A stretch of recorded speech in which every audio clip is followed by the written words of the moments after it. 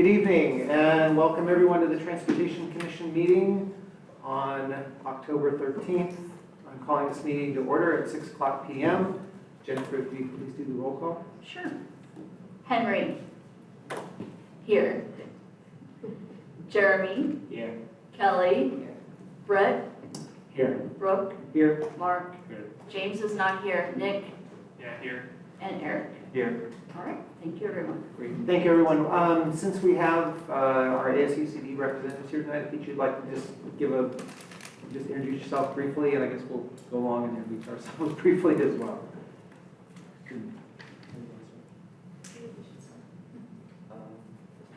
Hello everyone, my name is Henry Rosenbach. I am a third-year economics and history student here at UC Davis, and I am very, very passionate about housing and transportation. I've been doing work and research for it for all of my undergrad and a lot of my life, so I'm really happy to be here.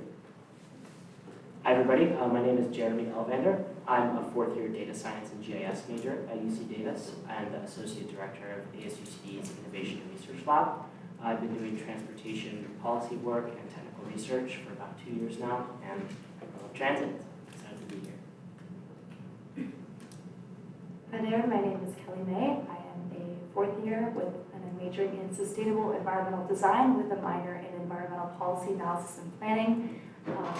Like I was saying earlier, I'm very passionate about transportation. I've been working in the transportation research for about, I would say, a year, and I'm currently applying for a master's in sustainable urban development. Brett Lee, been a member of this commission for in various incarnations for a while, and happy to be here. And I'm hoping our UC Davis students will be able to stay for the additional agenda items because it'd be very interesting to get your perspective on some of the proposals. I'm Brooke Ostrom. I'm chair of the commission, and I've also been on it for a while now. And here, just my background is in business development in civil engineering, environmental areas. I'm Mark Hassan, Vice Chair of the Commission, 20-year California resident, grew up in the Netherlands, and I bring some of that lived experience with me. Faculty on campus, and also an advocate for climate and sustainability. Hello, I'm James Giller. I'm a PhD candidate in UC Davis studying transportation technology and policy. I'm a new member of this commission. I've lived in Davis for about 5 years now. Hi, my name's Nick. I'm also a PhD candidate at UC Davis studying immunology. And I've been on the commission for a couple years now. Just excited about transportation. That was great. My name is Eric Johnson. I am new to the commission. I am also relatively new to Davis, although my wife has worked in Davis for over 10 years, so we are here all the time. Right now, I'm a legislative advocate and grant writer, and I have worked on transportation policy issues since 2008 here in California, and before that in Texas. Great. Well, thank you, everyone. With that, we will move on to approval of our agenda, and I'm seeking a motion to approve tonight's agenda. Is there a motion? I have a question about tonight's agenda, and we have 3 rather large items on the agenda, and I think the first one is actually quite interesting, especially the attachments that provide information on ridership, kind of the origin location kind of pairs, because I think that is a very important piece of information that will inform many of the projects that we tackle in the future. I'm thinking specifically I should have had the page number, but I'm wondering if the commission and perhaps Director Flynn might be willing to come back so that we don't kind of give it short shrift, that we could kind of take care of what we need to take care of tonight, but then have a second bite of the apple to go into some of those details, because I think we've talked about network planning, things like that, that document contains a lot of important information that I think would be very good for us to dig in on. But obviously not tonight because of the other two big items that we have. So that was kind of a question / statement. Wondering if the commission has similar thoughts and whether Director Flynn might be willing to come back a second time sometime in the not so distant future. So you're requesting to pull that item from the agenda and continue it to a future meeting? No. We're tackling it, but the idea is we would get a chance to dig in on some of the things which are not needed tonight in terms of our feedback. So leaving the item on the agenda, but asking for a continuation of more detail. So not a continuation, the opportunity to dig back into some of the details. So we don't have to dig into the details tonight. It's not like a one-time opportunity, and if we lose it, we lose it.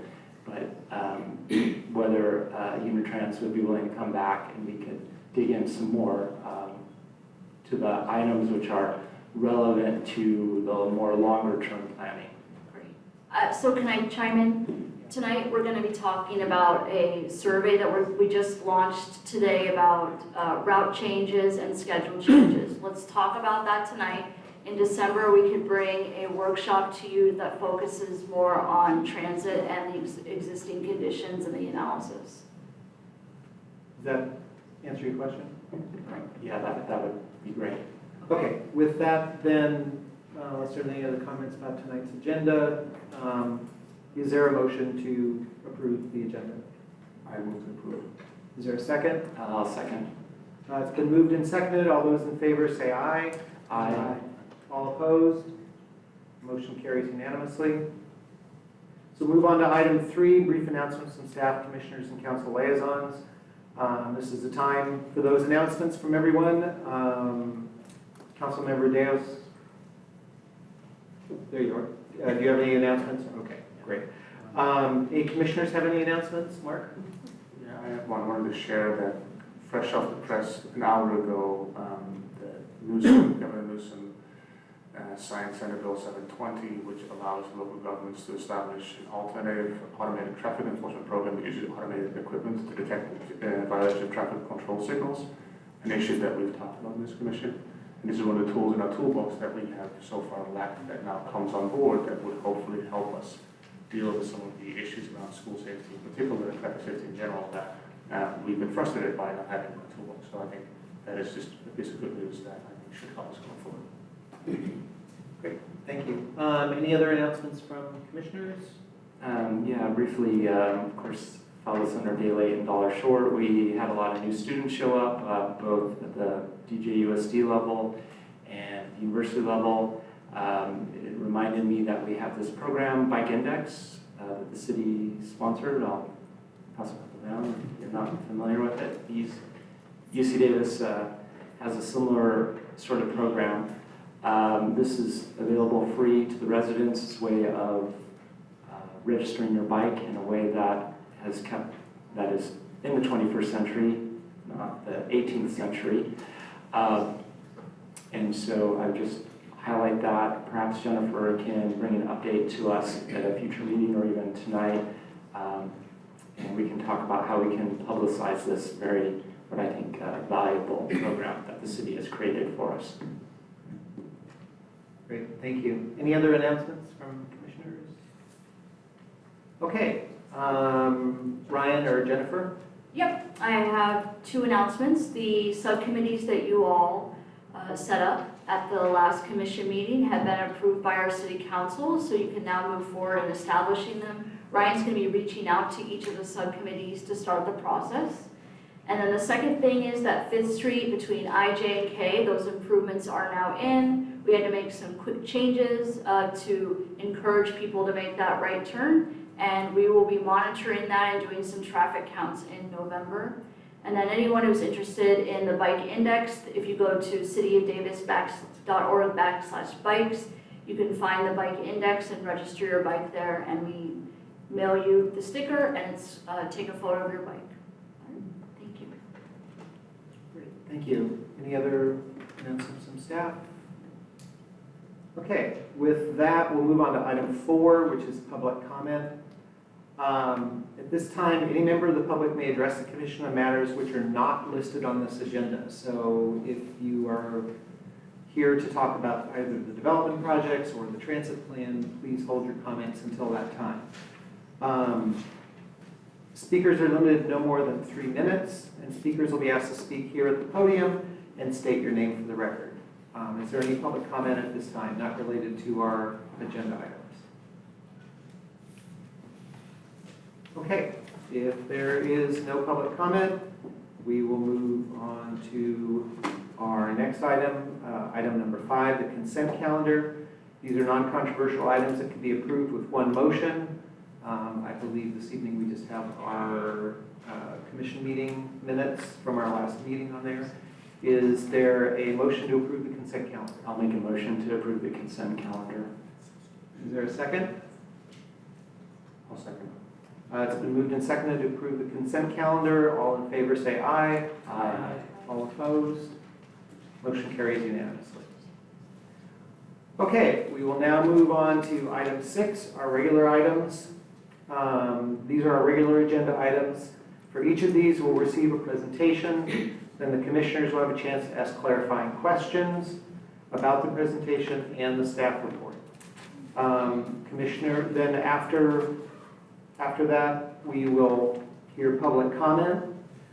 Commissioners are encouraged to be open to new ideas that are raised during public comment.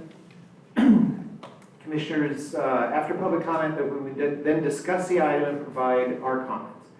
I'm going to hand it off now to Jennifer, who will bring us the first item. Great. I'm here tonight to introduce Joey Goldman. He's sitting on the far side of the room. And he's going to be presenting to us about the short-range transit plan. Also, we have Ron here from TMD and Jeff Flynn from Unitrans. So, handing it off to you, Joey. Okay. Thank you, Jennifer. Thank you, Chair and members of the Commission. I'm going to move us and talk a little bit about what we're going to talk about this evening. We're going to share some recommendations from the Davis Short-Range Transit Plan. This is something we've been working on for a while. And you'll see on the agenda we are going to also mention YOLO Bus a little bit, because YOLO Bus will play a role in Davis's local transit service moving forward. I'll also update you on some of the public outreach efforts that have happened and what is coming up right away. And we'll touch base on some of the next steps and answer your questions. Again, I'm Joey Goldman. I'm here to present only tonight. I've had the pleasure of working with Ron Kilcoyne at TMD. He and his team have been leading this transportation planning effort. I am a transit planner, but my role tonight is only as presenter and facilitator. But we have been supporting them on the public engagement and have had a chance to talk with a number of community members on what their priorities are. Just make sure I can move both items here. I've got 2 clickers at the same time. So there's a lot on this slide, but a quick introduction. Unitrans ridership is almost back to where it was pre-pandemic. We're at about 94% of what we saw before the pandemic, but patterns of travel have changed a little bit. People are doing slightly different things. We have more hybrid workers, we have students with different kinds of schedules, and this all affects when and how and where people ride. So this short-range transit plan is looking at Unitrans and Davis over the next few years. Where do we want to focus our resources? What are the tools? What are the funds required to continue to advance transit here in Davis? So this short-range transit plan is focused on that. There is a separate but coordinated short-range transit plan that TMD is leading for YOLO TD as well. And the goal there is to see if there are ways to make some efficiencies happen between the 2 systems, particularly as Unitrans feeds trips that go beyond the city to other portions of the county, to Sacramento, and into Solano County. The focus is to maximize the effectiveness of these services. What I'm going to talk about tonight is based a lot on rider feedback and a lot of consultations with members of organizations around Davis. These are all draft ideas as of tonight. They will be refined based on your input. and the additional public input that we're embarking on. So the goals. We did a lot of outreach in a survey and learned that riders care most about frequency, reliability, and obviously where buses go. These are the reasons that people opt to ride the bus. We even asked non-riders what they thought, and they said, well, more frequent service and some new destinations might get me to consider riding Unitrans a little more. So a key focus here is getting better service where people want to go. Reliability has been a little bit of an issue for Unitrans, particularly on longer routes. We look at routes like the P and Q lines that have the most on-time reliability issues today. And that's been a real sort of deep dive on the recommendations. With YOLO Bus, again, they are providing some critical service here in Davis. We know that coordination is needed, so that is another key focus here. And when given a choice, we asked community members around Davis, would you want longer weekend service hours with buses operating later into the evening, or would you rather have buses operating more frequently? A lot of push for later service hours, longer service span. So I've got a couple of maps here. These are in your packet. I won't focus on these because they're hard for everyone to see, I know. But these are the draft recommendations for Unitrans. This map illustrates the weekday service recommendations, and if you are a frequent rider and you're familiar with this, you may glance at this and think it doesn't look so different from what we have today. And I'll dive into a few more. We'll zoom in to a couple of service areas in just a moment and look at some proposed changes. This is a map of the weekend service, and feel free to keep this open on your desktop, or if you'd like to reference this map as we go forward. The weekend service changes again. Oh, and this is the problem that I'm controlling two things. Thank you, Ron. Yeah, this is the map of the weekend service. Again, the focus is really looking at how can we streamline services, how can we provide better connections to Central Davis from some of the portions of the service area that are not seeing as direct service as we can opt for them. So I'm going to zoom us in right now to the South and East Davis slide that I've shown up here on the screen. And let's start here. This is what weekday service would look like. And you might notice that the routes really are focused on connecting neighborhoods north of I-80 and to continue to connect those destinations downtown and on campus. One of the big changes you may notice is that the P and Q lines would no longer go south of I-80 under this recommendation. That eliminates some of the service over the Mace overpass, and that helps the buses stay on time by avoiding some of the traffic along Mace Boulevard. You will see that service between Pole Line and Mace, we made a few proposed shifts to put those services on 2nd and 5th Streets. So it's providing service in areas where we're seeing a lot of interest in travel and high activity. I know there were some concerns about Harper Junior High. Students would still have special school day trips there. We have proposed a new S line, that's the one that you see here in blue. That would serve South Davis, operating every 30 minutes on weekdays. And that, you may notice, is where the P and Q lines operate today. By not crossing over the highway, the freeway, we're providing a more direct connection south of I-80 into Central Davis. This map does show that the A line would be discontinued, but every current stop on the A line would be served by another route. So it's about simplicity again and more direct service. Looking quickly at weekends, new service would reach South Davis neighborhoods that currently don't have service on the weekends, and that certainly makes it easier to get around Saturday and Sunday if you are not able to use a car or choose not to. The O line would serve South Davis on weekends. It's very similar to the S line that I just showed you, but it provides a little more circulation towards Central Davis going up to 8th Street. Just like on the weekends, the P and Q alignment has changed. It's no longer serving South Davis. And one thing that I do want to point out on both of these is really Route 42, YOLO Bus Route 42, would still continue to connect East Davis and downtown. On the weekdays, that service is running every 30 minutes under the proposal. so more frequent service on Route 42. On weekends, it would vary, it would be mostly hourly service throughout the day. Looking at Central Davis, and we have two alternatives I'm going to focus on, and then I'll cover the other recommendations. But we're testing two different alternatives on the G line. The first alternative would be to say, why don't we move the G line over to Sycamore Lane from Russell and Covell to cover the area that was previously served by the B line. So in a way, it's spreading out the service and it's bringing service a little bit further to the east. The other alternative is on this next slide, and it's saying, well, we could also keep the service on Anderson, and interestingly, what we're doing there is we're concentrating service. We're not spreading it out like the other alternative. Here, it would be right on top of the 42 line, Route 42 for YOLO bus. That means that you get more frequent service running up and down that, particularly with the 30-minute service now on Route 42 as well. The B line would be discontinued under this alternative.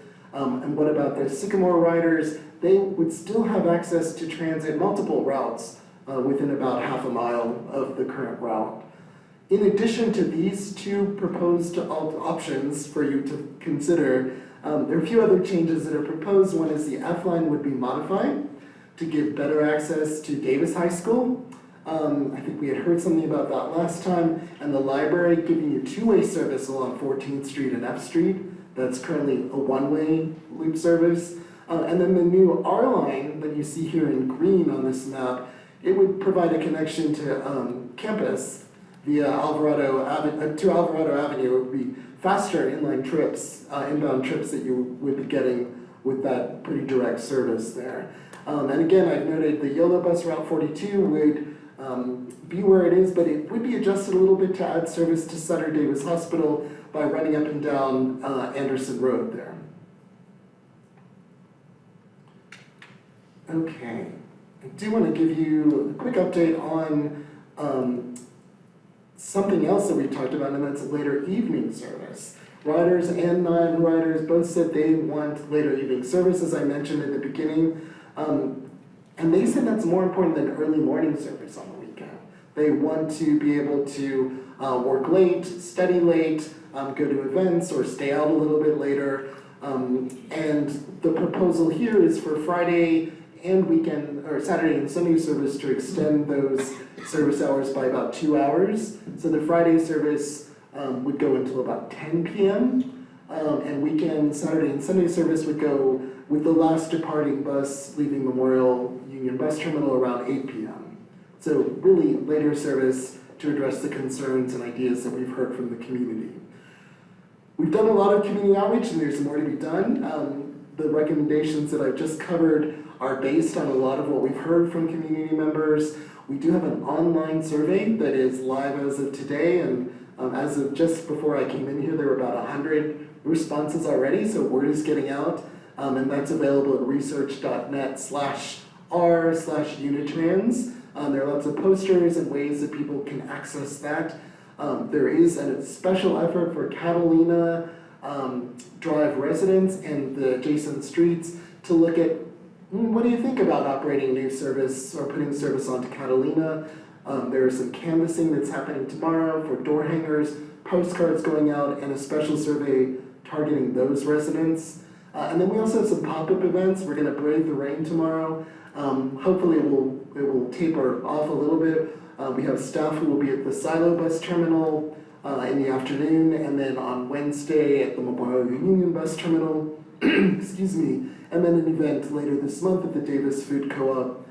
So we're really trying to hear what people think of these ideas. Our next steps, what you see here, we've actually been talking a little bit about what the outreach looks like.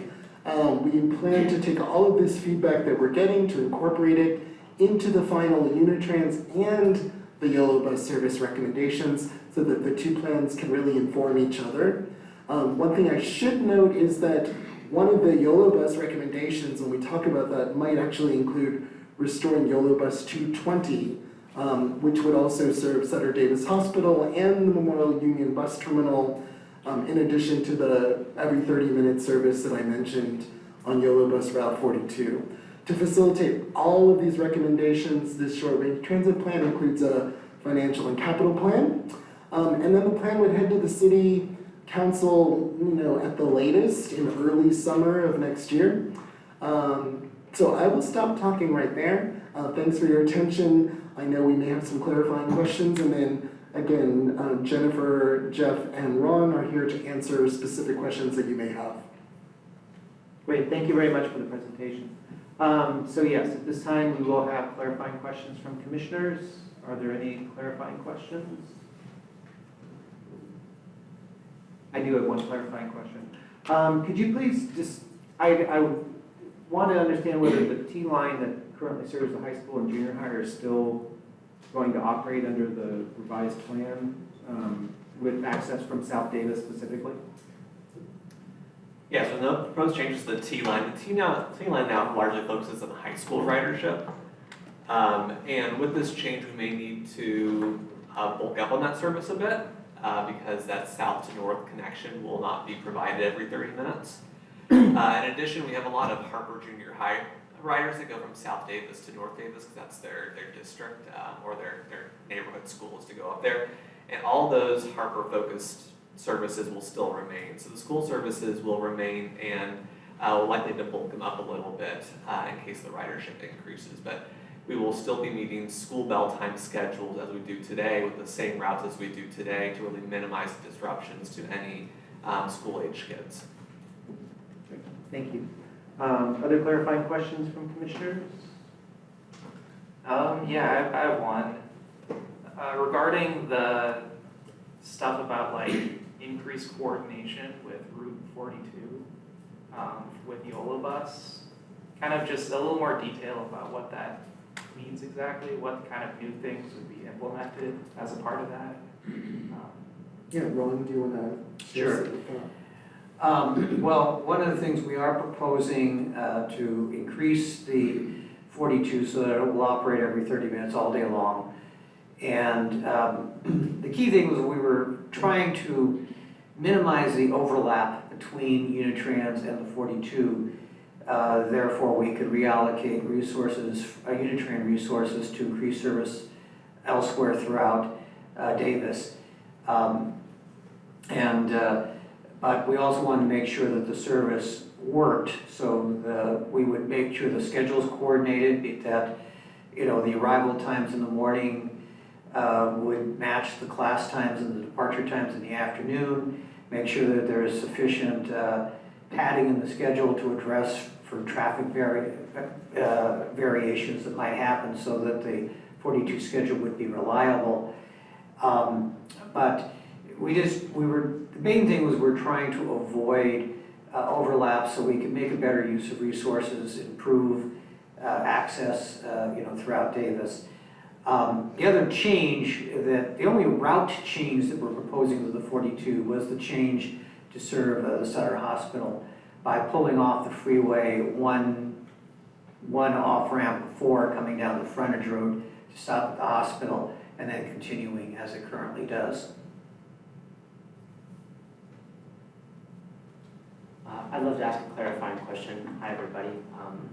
Jeff, hi to you as well. I know we've worked together before. Regarding changes to the B line, which serves right now Sycamore through Russell, I believe. I know that there's two alternatives, one that would route the G down that corridor, and then one that would essentially eliminate service entirely. What is the rationale for why service would be eliminated without potential replacement service down Sycamore as its alternative to? Well, the question, of course, came as to what do people prefer with the G line. But one of the rationales for getting rid of originally the kind of the genesis, I guess, of this was, well, the G and the 42 do the same thing between Memorial Union and Covell. So what if, and the B line is one of the weakest routes, and the busiest stop on the B line is really, a block away from Sycamore where there is service. So we looked at, a number, as we were going through this whole process, we looked at a number of iterations. I thought that the G line, if the G line replaced it on Sycamore, that would work as far as, and now the new R line, which basically serve people that ride the G line at the Alvarado Covell stop. And also the R line just gives people on that other whole part of Alvarado faster service back. They don't have to ride the full loop around on the F line. But we wanted to also just, in case there was concerns about taking the G line off of Anderson, we put in that alternative that again, it's a poorly performing route, and the busiest stops are within walking distance of Anderson. So that's why we just kind of want to get the sense of which approach do people prefer. Are there any other clarifying questions? Yes. This is more of a question for us. As Commissioner Lee pointed out, we're going to be able to dig more into the rationale of all these things on our December meeting, right? I don't want to really get into too much right now if we're going to have a whole other meeting to talk about it. I just want to make sure that's accurate.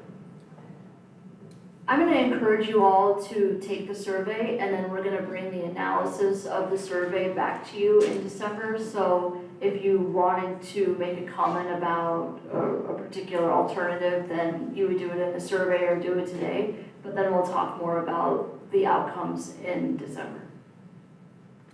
If I could comment, I think my intention was on the appendices where there's kind of origin destination pairs, sort of the more broader aspect. But I think in terms of the proposal tonight about rerouting specific routes, I was thinking we would dig into that fully. But it would really just be the long appendix filled with lots of facts about, what time riders ride on weekdays versus weekends, stuff like that. That would be kind of the follow-up December thing. Okay, but in that case, I do have just a quick, I guess, one clarifying question. A short-range transportation plan or transit plan, how often do we update that? It's done about every 10 years. Every 10 years, okay. Maybe you could talk a little bit about how you're thinking about what Davis is going to look like in 10 years and how this is going to facilitate what it looks like then instead of what it is now. I mean, as a lot of those appendices, for example, talk about where seniors live, where college-age kids live, and that's like now. I mean, but are we thinking about how that's changing? Because of course people get older. Indeed we are. Okay, yeah. So someone So, can talk about how that. Yeah, we had some conversations about how we envision Davis growing in the next, 1 to 5 years, 5 to 10 years, which developments we think might, where they might be within that framework. And so that is definitely a part of the analysis that we're thinking about. Okay, if there's no other clarifying questions, I'd like to go ahead and open this up for public comment. If you have public comment, please come to the podium. You are limited to 3 minutes. So, public comment on this item? Welcome. Hi, I'm Trish Price, and I am with Bike Davis, but I'm just speaking as a not Bike Davis person right now. I just wanted to remind you all that we heard from someone last month who lives in El Cerro Estates, has a person who has mobility issues and has difficulty making that half mile to the El Samonte stops. And I believe there's a low-income housing area in there, and so I think just keeping that in mind with the elimination of the Sycamore line is important. Thank you. Is there any other public comment on this item? Okay, if there's no other public comment, I'll close public comment and open it up for discussion by commissioners. I have sort of a bite-sized one going off of what Trish said. If it's possible to show slide 7, the South Davis routes. We did receive a public comment email earlier today. I don't recall whether it was the same person from our last month's meeting. But right now, the S in terms of the eastward journey sort of halts at El Samonte and kind of curves around. Tremont Green, a low-income housing complex, is on the far east of a little further to the east of what the slide is showing. And is there some thought about moving that a little more eastward? Because even for people who enjoy walking, it's a little bit of a trek to go from the far eastern reaches to that El Samonte. I think one of the concerns we have, of course, is what we call cycle time when we lay out the routes. And because everything that Unitrans, we try to do is a consistent half-hour headway. And I believe we're kind of at that limit there, where extending it further eastward would be problematic, at least in the short term. As Jennifer mentioned, we are looking at a longer-term plan. What we see here is what Unitrans would implement in the fall of '26 or the early winter of '27. But we'll also be looking at a longer-term thing.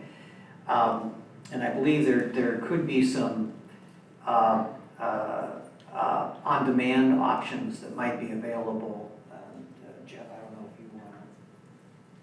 You can. Yeah, I'll say something, Yeah. that we have submitted this request to the SACOG Transit Unmet Needs Board. It's going to be reviewed. SACOG is in there looking at all their unmet transit needs right now as a part of their annual process.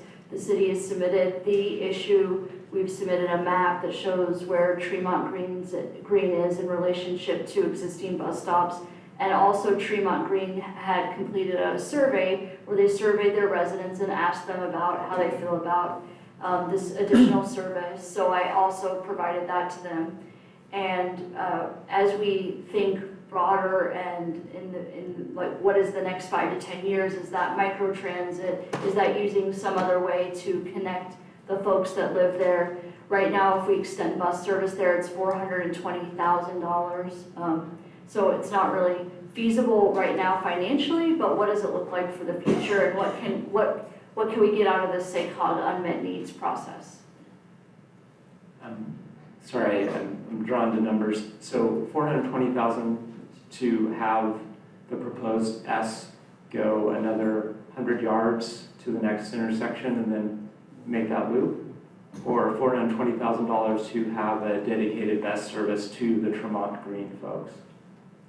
So it's longer than a few hundred yards. It requires one more bus to be added to the schedule, which has about a $500,000 cost a year.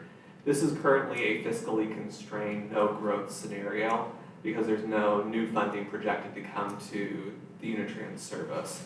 And what Jennifer's saying is the unmet needs process is a way to see if there's funding that can be allocated for projects like this, and as a result, get funding for additional services out to that area. Okay, so it's an additional, when you say an additional bus, you're talking about additional physical bus or help me understand here. Yeah, so it would be adding a bus to the operation of the route, so not the capital aspect, but the operations aspect of it. So it takes 2 buses here, but take 3 buses there. And to have 3 buses operate on the line is a $500,000 increase in cost. Okay. Annually in operating cost. Okay. Okay, yeah, I'll resist taking the bait. I mean, potentially you could have, every 3rd route swing by Tremont Green, right? Because it's, but I'll leave it at that, but thank you. I mean, I'm familiar with this because I live in that area. Tremont Green is well over a mile from the existing stop. I think the proposal was to not necessarily go all the way around the loop there, but to take it down at least part of the way, but would be at least, half mile out and a half mile back. So yeah, it's not just going over one more street. It's definitely needs to go deeper into the neighborhood there to meet that need.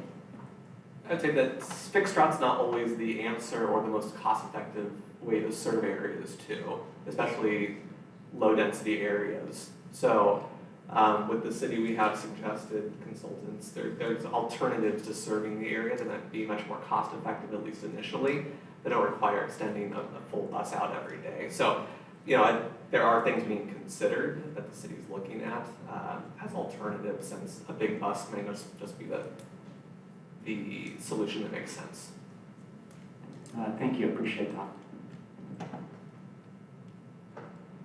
So, I'm going to follow up on this with a recommendation to maybe revisit, I think, a couple of meetings ago. So it's just a suggestion, nothing more than that, because we approved what you asked from this commission before. But I recall there was an item where you asked for $400,000 to refurbish old buses.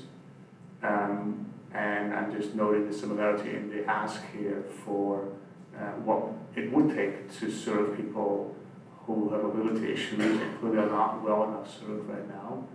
And the context here is at least 40% of Americans who have disability concerns or issues, mobility issues, do not have access to a car, even if that's not always the best way to get around. So the recommendation is to reconsider and relook at those issues and maybe have another discussion as to how we weigh the limited funds available in a physically constrained scenario. The other recommendation is when we make the decision between, for example, staying on Anderson or routing to Sycamore, are we taking into account the condition of the bus stops? I'm specifically concerned that I often see our buses have to cross over bike lanes, block bike lanes when they pick up passengers. That brings an inherent conflict and a safety concern, particularly in areas where we have kids bike to school. And I know that we've had a robust discussion around the Cesar Chavez Anderson route, where one of the good things about the proposal was a floating bus stop that would mitigate some of these concerns. Whereas I think the Sycamore route currently has none of those. So one argument here would be to route buses on routes that have the safer infrastructure that avoids the conflicts between heavy buses and cyclists and pedestrians, driver tension notwithstanding. The alternative obviously is that you are now balancing, do you want to distribute services or do you want to run it on fewer roads? So I get the tension here, but I haven't heard you speak about whether you are taking the quality of the existing bus stop infrastructure into account in making the decisions which way to route.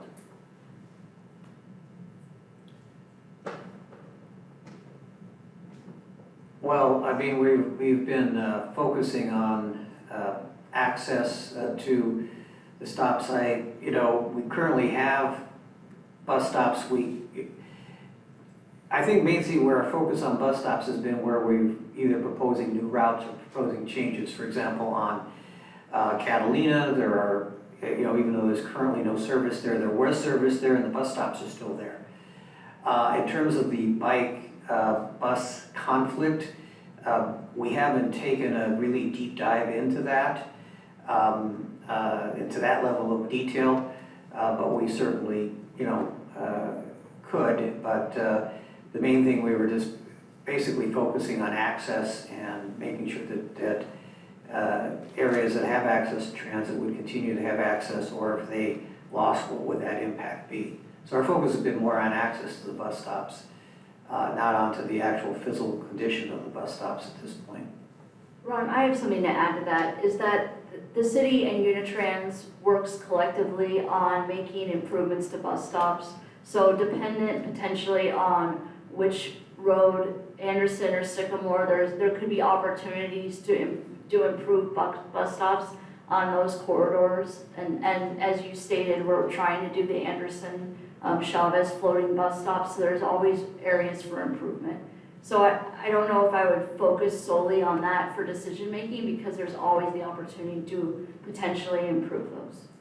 Sure, thank you, Jennifer, that's helpful. I wasn't suggesting that we focus solely on this. I am hearing and recommending that we should include that as part of our decision making, because I think it's important. I had one other comment about your statement, is that DCT moves people who have mobility issues right now, and the folks that live in Tremont Greens who have mobility issues currently use DCT as their service. So we're not really talking about people who have mobility needs, we're talking more about everyone else. Thank you for clarifying. Is there any other discussion from commissioners? Yes. I just think this map is a great example of what I'd said earlier. I'm thinking about not just the conversations that we're going to have later tonight about potential of additional development and growth, but in this fact, like just the fact that if you've ever driven on Cowell between Drummond and Pole Line, there's a bunch of new housing being built there, student housing.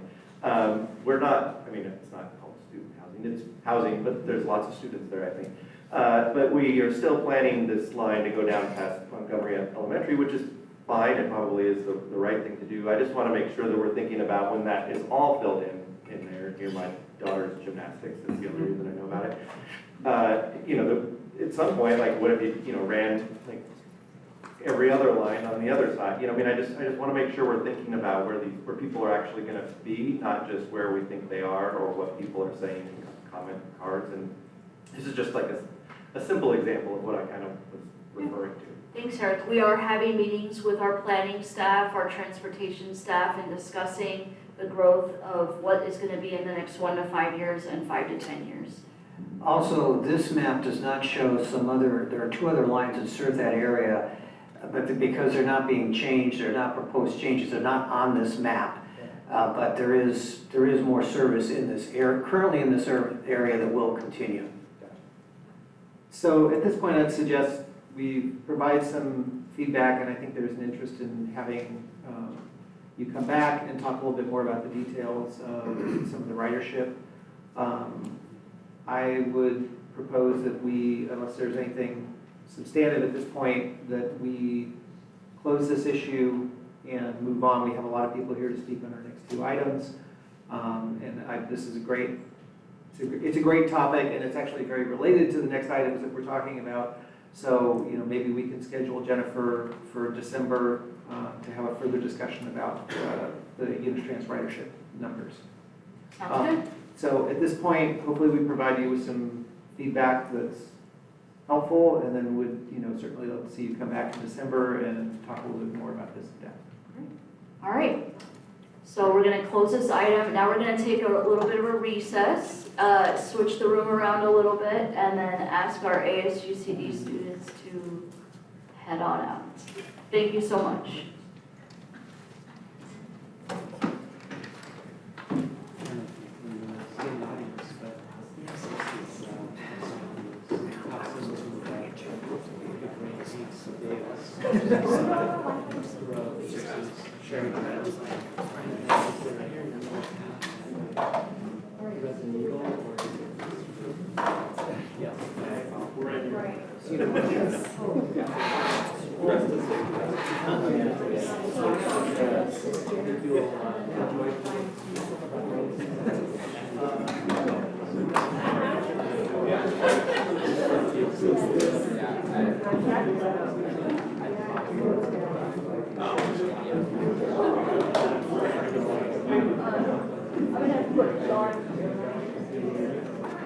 I live in one of the larger buildings in Brussels.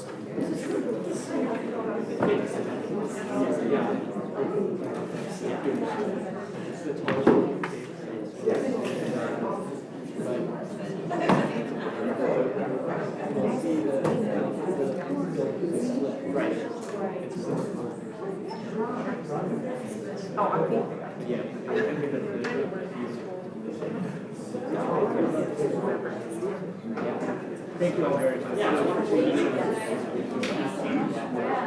Nice to meet you.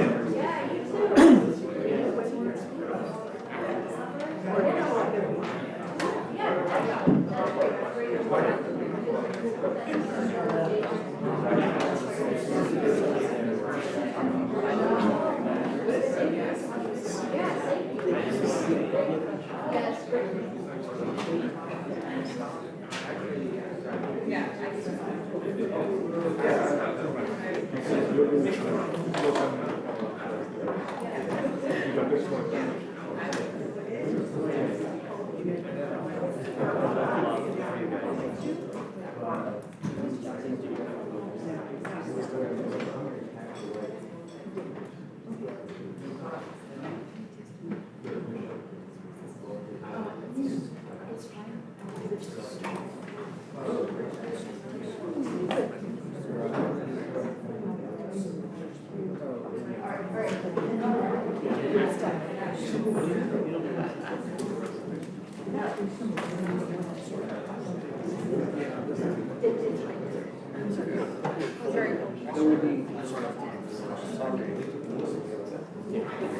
I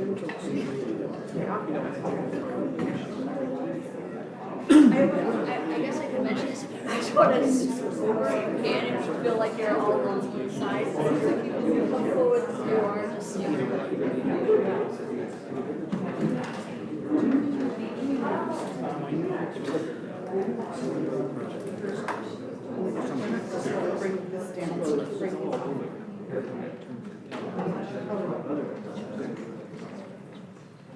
Jennifer, are you?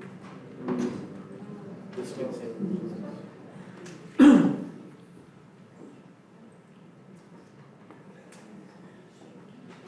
that right, Yep.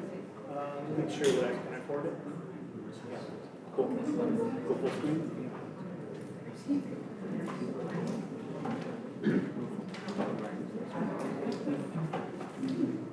All right, we're coming back.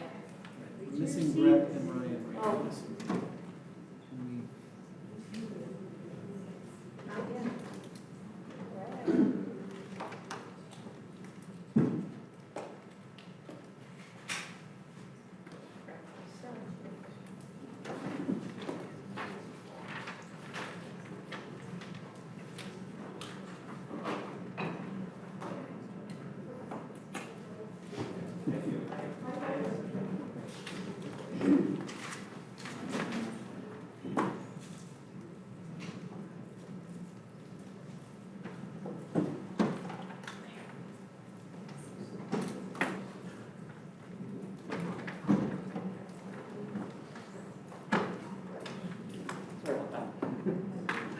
All right. Okay, we are going to move on to our next item, item B under our regular agenda items, which is the Village Farms Davis Development Project, the transportation features and conditions. And so I will turn it over to Ryan to give us a staff presentation. So I have John Gard from Fair Pierce to have the presentation. But before we get to that, I just kind of wanted to help lay out what we're hoping to accomplish tonight. We're not asking for an approval of anything. We're asking for feedback about circulation for this project and just transportation, and then the findings that we have from the traffic analysis, which was based around establishing consistency with the general plan. And with that, I'm going to hand it off. Thank you, Ryan. So good evening, Chair and members of the Commission. I'm John Gard with Fair and Pierce, Principal, Professional Traffic Engineer, Roadway Safety Professional, also UC Davis grad, so it's good to see students up there. Full circle moment for me. So I was asked to try to keep my comments on the Village Farms project to about 15 minutes, so I'll do my best. There's a lot of information to cover, so I'm going to try to do that in 15 minutes. That means I'm going to have to necessarily be a little bit high level on some of the topics that we go through. Great. So the agenda for the Village Farms presentation we will develop is shown here. We'll talk about a little bit of the project overview, mostly from a transportation land use perspective. CEQA, Transportation Impact Study, California Environmental Quality Act, get into some of the details as you can see here, and then the local transportation analysis, which I'll help describe in a little more detail. So now these studies really basically result in 2 different reports, and for the reasons I'll describe here in a little bit, and getting into some other things about trips being generated by the project and recommended improvements and things like that. So because we are limited on time, I'm not going to say East Covell Boulevard, West Covell Boulevard, I'm just going to call it Covell Boulevard. And so I know the difference, but I'm just trying to keep things a little bit moving along here. So, all right, so Village Farms land uses, as you can see from this slide, 1,800 units, 80% of those are approximately single family. I know the applicant will be presenting more information about this, but a lot of park facilities, a mixed use site of 2.8 acres that would be neighborhood. Retail is what's being contemplated, which could yield about 30,000 square feet. A daycare center, fire station, and a variety of other amenities. These are the trip generating land uses. Access points. So this is access through either vehicles, bicycles, pedestrians, the like. So as you can see from the map on the right side, there are, Village Farms is located north of Covell Boulevard, west of Pole Line Road. One of the main accesses off Covell Boulevard, Fourth Lake, to the intersection of Covell and L Street, which is a signalized intersection. And we'll get into details about that intersection a little bit. Along Pole Line Road, 3 points of access. the most southerly access at Picasso, Donner, and then Moore Boulevard, and then most northerly access on Pole Line Road north of Moore Boulevard. And there is also a proposed full vehicular pedestrian bicycle access through the Cannery Park project on the southerly part of that where there's a roundabout. There's an east leg stub to that roundabout that would connect to this proposed project. So as far as bicycle and pedestrian and transit amenities, I'm not going to repeat this word for word. You can see it, you can read, you're going to hear more of it from the applicant. But it is basically a connection or extension of Class 1 shared use paths, a lot of connections into the project. New bus stop at Covell and L Street for Unitrans. Pair of bike ped connections to Cannery Park. And then 2 grade separated bicycle pedestrian crossings, one to the west of the project, one to the east of the project. They're not technically part of the project. They're still subject to feasibility studies and funding evaluations. I know that's a topic later that will be discussed, so there's probably no reason for me to stay too much on this topic right now, but it will get discussed later for certain. We have a whole level service discussion and things like that to talk about too. So this is, okay, so in 2020, with the advent of the approval, the adoption of Senate Bill 743, that set in motion a change to the California Environmental Quality Act. Basically what that said was no longer are CEQA documents allowed to use delay-based metrics for purposes of environmental impacts, right? So what we see now is all the other modes of travel, bicycle, pedestrian, transit network, those are still evaluated. Safety and hazards are evaluated. Caltrans has concerns, and rightfully so, about queuing onto the freeway and things like that. There's, you can see it, it's gray back here, vehicle miles traveled is now the preferred metric in use for CEQA documents to evaluate the transportation system, the roadway network system. We've been directed not to get into VMT in this particular presentation because it's frankly impossible to do that in 15 minutes. It is a rather complex topic, to say the least. But we will be getting into each of these other areas. As far as the regulatory setting, that talks about the policies applicable to the project under California Environmental Quality Act. Obviously, the CEQA guidelines and statutes play a role, as do City of Davis general plan policies. The transportation system, like I said, it focuses on VMT, not level service, but we will be talking about level service here in several slides because it's a more understandable metric to many people. It pertains to the city's general plan level service policies and whatnot. So let me get into some of the mitigations. This is from the EIR and from the CEQA TIS document that was attached to the EIR for Village Farms. So the intersection of Covell and Pole Line Road, as you can see, there are not crosswalks on the west or the north leg, so crosswalks will be added. The project's located in the northwest quadrant of this intersection. Removal of the channelized medians heading westbound and heading eastbound Covell would occur. Those are high conflict zones, so those would be eliminated. High visibility bike lane conflict markings would be added on all approaches as well. And I won't get into the details of this slide other than to say there's a lot of other bicycle pedestrian network mitigation that is recommended along Pole Line Road, as well as on the south side of Covell where the Oak Tree Plaza Shopping Center is, and as well as on Birch Lane. So there's a lot of different bicycle pedestrian crossings. So I think the key here also is just, this is the first time in which we are mentioning here the roundabout that's recommended at Pole Line Road and Moore Boulevard. So that would be a single lane roundabout, the most northerly intersection you see in the map. And then a pair of traffic signals, one at Donner Avenue and one at Picasso Avenue. There was a number of alternatives that were analyzed to determine what's the most appropriate form of traffic control, and these became the preferred alternatives. So as far as impacts to transit and mitigations, what was developed was a recommendation for paying fair share for a transit service and facilities plan that covers the entirety of the Covell Boulevard from west of 113, Mace Boulevard, all around the curve down to Interstate 80.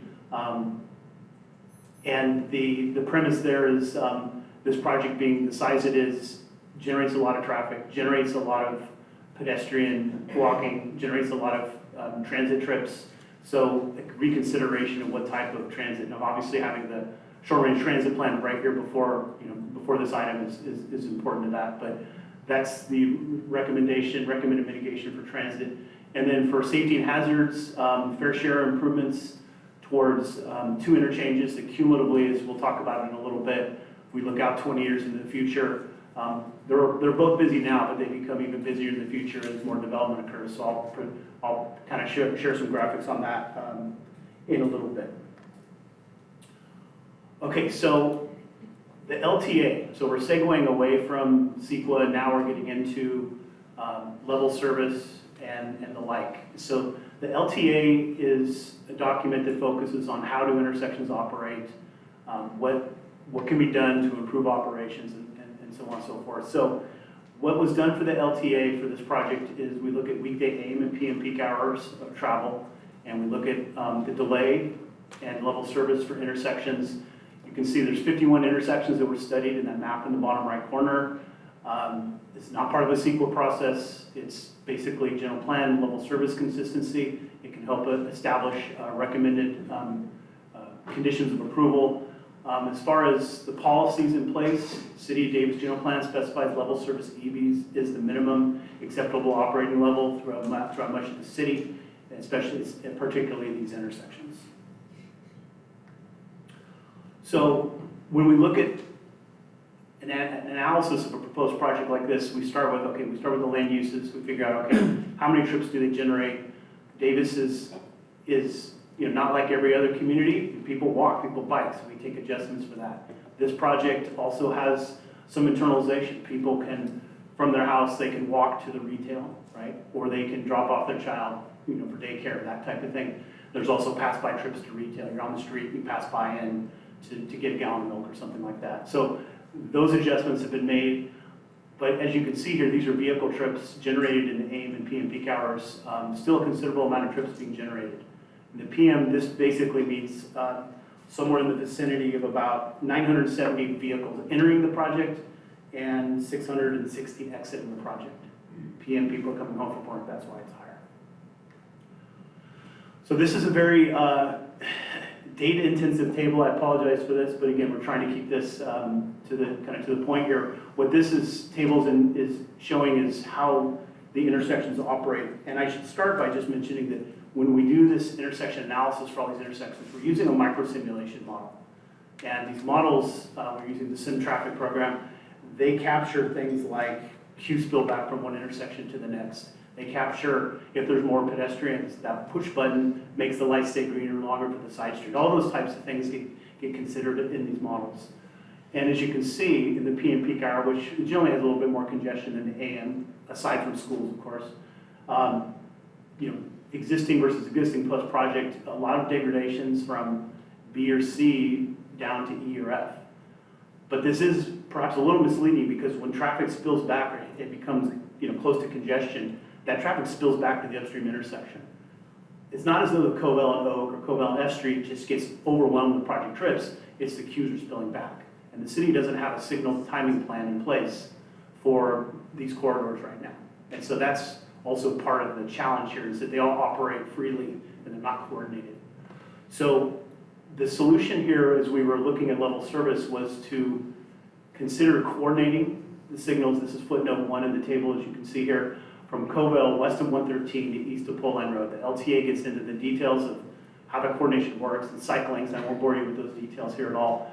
But then adding some additional, lengthening turn lanes and things like that. There's not a proposal here to widen Mace or Covell to 6 lanes. That's not what's contemplated whatsoever. I don't think there's a right way to do that. But as you can see from the third column to the left, second column from the right, the signal timing and these other improvements do a good job, signal coordination of improving conditions back to an acceptable level service E. And the last 2 intersections are intersections in Yolo County. They have a level service D standard. That's why they were called out as impacts, and mitigation there is installing one-way stop control. So the LTA then went into cumulative conditions. We used the City of Davis travel demand model to estimate what traffic's going to look like in the future. We're considering projects such as Village Farms, Bretton Woods, which is under construction, Willow Grove, Palomino, Disc, all these different projects. So they're all built into the travel demand model. And what we see from that is that there's going to be more traffic than there is today, right? There's more lanes, there's going to be more traffic. Poor traffic progression, queue spillbacks, number of intersections in the P and peak hour in the city, in the study areas are at level service F, and several in Yolo County are as well. I-80 Mace Boulevard interchange, substantially over capacity. So the LTA mentions 29 different improvements on roadways. Fortunately, I'm not going to list those. I'm not going to try to describe those because we don't have time, but there's a number of improvements that are contemplated and recommended that the project pay their fair share cost towards those improvements. And they are from west of 113 all the way down to I-80. There's a whole series of improvements that are necessary. But as you can see from the slide, that some intersections are still going to operate at level service F. There's just some areas that are difficult to mitigate or to restore back to left acceptable. So that's basically the presentation at this point. I've tried to keep it short and to the point, and I think the next part of this will be moving on to the applicant. Yep, we're gonna have the applicant come over. I'm gonna ask the applicant to speak from the podium, and I can pull up the material.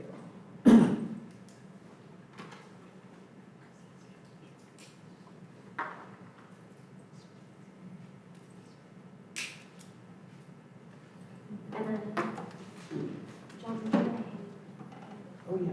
I think it's a, can you just make sure? Yep, perfect. Great, thank you, and good evening. I'm Rochelle Swanson, longtime resident, very excited to be here tonight. Been here for over almost 34 years in this area. I think we're at an important inflection point with these projects that are well-intended, really trying to come in and bring some benefits. I'm going to give just a high-level update, and then I'm going to hand it off to my colleague, Ryan Foster, who's here as our engineer. I also want to point out that our project manager, Lydia Della Schlosser, is in the audience, as well as Deb Busby. He's the owner rep for 7 local families that have multi-generational here. So this is all a locally sourced project. I thought it would be helpful to kind of just give you an update, some clarifications, and then hand it over to get into the really big details here on transportation. We will be staying here, so please feel free to ask questions for clarification. I think that's important. Just wanted to give you a status update. We've been through the other commissions. You're the last one before we go to Planning Commission and City Council. It has been very heartening to know that across the board, everybody's very clear-eyed about the housing crisis that we're dealing with and how we're trying to address those problems. Some of the updates will be the difference between the draft EIR that came out in spring and the final EIR we're expected to see in 2 weeks. So some are a few things that have changed. I do want to kind of point out one of them would be in your staff report. It says there's 118 acres of urban ag transition area. That's actually 107 acres of agricultural land, 11 of a transition area, and then there'll be a 200-foot buffer that is going to be there. Also wanted to provide a little clarification on the retail component. Not sure if the gentleman from Fair and Piers was referring to Nugget Markets to the south. We do have 2.9 acres that's for community serving services. It's not competing with Nugget Markets nor the area there at Cannery. We really are doing some connectivity that would propose things like EV charging, mobile food trucks. The other piece, and Brian will get into this more, is the feasibility on the crossings. We've already done, the analysis has been done mostly on the one that is on Pole Line, and then the feasibility, of course, for F Street has more to do with bigger planning. We've already started that process. I'm just really clear that there's limited resources. Our focus has truly been on the housing crisis and supporting the schools. Just wanted to give you a really quick breakdown. Out of the 1,800 homes, 20% will be income restricted. Over 60% will be very small to address the missing middle. We have about 14% for medium lots, and then 16%, about 300 homes for custom homes. All with micromobility built in throughout the development. That's really about getting people to like the bus stops and other transportations in a quick and effective manner. While we're focusing on transportation, just wanted high-level items. We're committed to completing the bike loop that was first called out in the 1989 Greenway Plan. As you can see, a lot of investments for transportation, safe rides to schools, bolstering and adding onto those, dedication sites for the school district as well as for the city. And then, of course, economic resiliency by bringing all those people to support our overall economy that is really focused on the CAP goals. So again, we're here to answer any questions that you might have and genuinely appreciate your time this evening. Thank you. Brian. Good evening, Brian Foster with Cunningham Engineering. So I wanted to dive more, I guess, deeply into traffic improvements and what the project's doing and kind of build on what John already set up pretty well for us. So what's on the screen now are everything that John covered. So these are the conditioned improvements that Village Farms is physically building. So, I mean, as John said, there's quite a few improvements. All of those intersections along Pole Line, and we really appreciate working with Fair Piers and the city. Those started as roundabouts for all those intersections. It turned out to be infeasible. They just locked everything up. And so it evolved into a roundabout at Moore, and then traffic signals at Picasso and Donner, and then the modifications at Covell. You can see we've got the improvements for the L Street intersection, and then those crossing improvements that were highlighted going from the project into the Oak Tree Plaza, as well as the Birch Lane improvements that improve that safe routes to school going down from Covell to the school there. And then lastly, there is enhancement to the crossing in the cannery there as it's going towards the dog park and connects to that undercrossing of Covell. So if I flip to the next here, these are the improvements that the project's doing in addition to, I guess, conditioned. And so I wanted to highlight some of the big ones. I think we've already touched on them. The F Street overcrossing there on the west side of the property. That is included on a programmatic level in the EIR, so it's getting built with this project. It is a part of the project. That has been an evolution since the draft EIR to the final EIR, and we acknowledge that final EIR hasn't quite hit the streets, so there's many people who haven't seen that, but that is a commitment that we are making, or the project's making. Second would be the Pole Line undercrossing. So that's there on the east side of Moore. That is also being built and has been analyzed in the EIR for both bio and impacts. We would be enhancing, as Rochelle mentioned, the Davis Bike Loop, so connecting from Wild Horse to North Davis and having both of those grade separated crossings so that you can continue kind of the essence of Davis of that bike loop. Improving bike trail connections, you can see we have number 4 there if you can read it, going from North Park Village, the blue, into Cannery. So that's at the edge of the farm, right by the ditch, there's just a bike trail connection that would tie into their system there. Enhancing kind of the missing piece of Covell and Pole Line, that entire frontage of the property, curb, gutter, sidewalk, separated multi-use Class 1 trail for all of Covell and all of Pole Line along the property frontage. And then kind of highlighted throughout, we've got several miles of Class 1 bike trail proposed with this project. So there's quite a bit that we're committed to and excited about. So this is just a different take on what John was mentioning. So these are all the intersections that were studied. And like he said, there are quite a few. And this combines both the LTA and some of the intersections from the TIS and EIR. And so I just wanted to highlight that we have looked at these, and you know, the red are the intersections that don't have any recommendations or any improvements.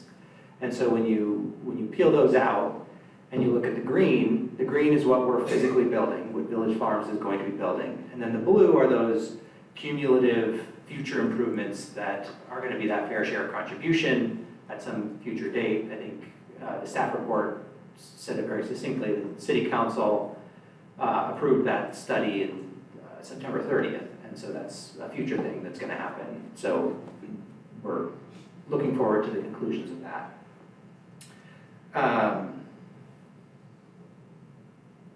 And then I think I just wanted to leave it on this slide that kind of superimposes both the conditioned improvements and the additional improvements above and beyond that the project is bringing forth with the application.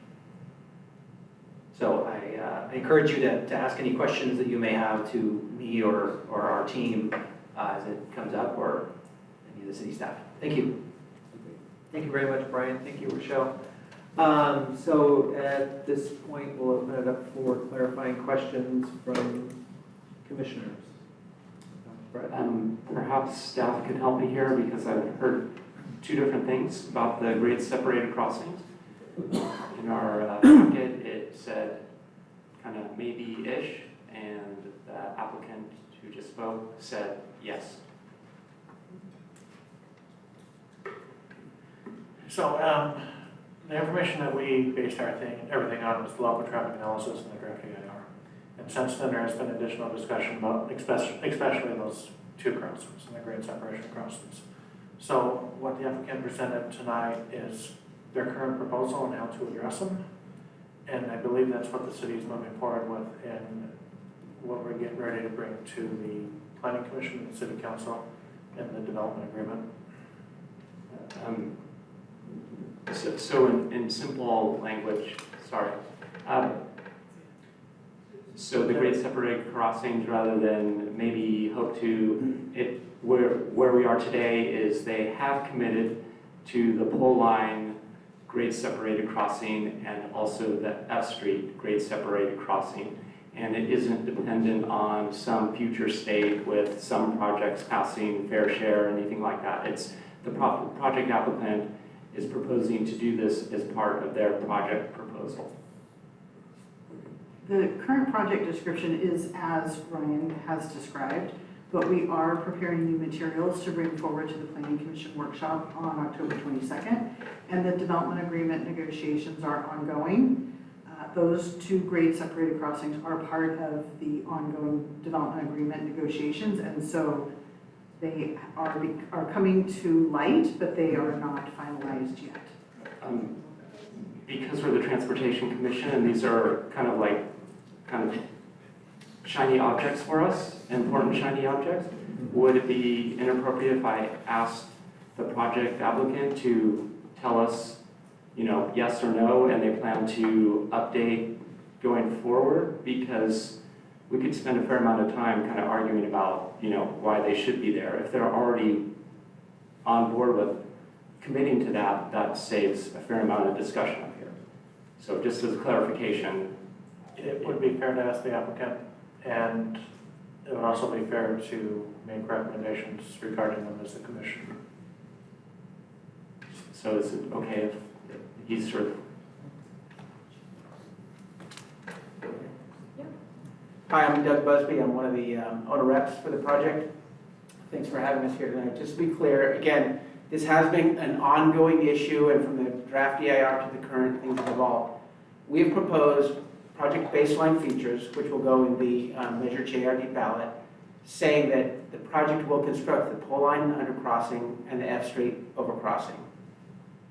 So that, again, there are details yet to be negotiated in the DA, but we are proposing that the project construct both of those improvements. Thank you. Thank you. Can I ask a clarifying question? Yes. Same topic as you have here.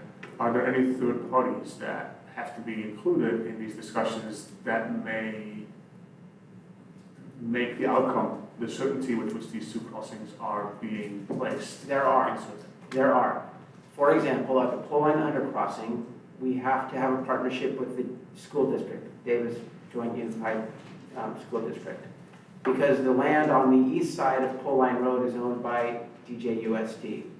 So we have an MOU that we've drafted, a binding agreement with the school district, which provides that they will provide the land so that we can get the undercrossing under the road, and then it takes a little bit of area to swing the radius up and get back to grade.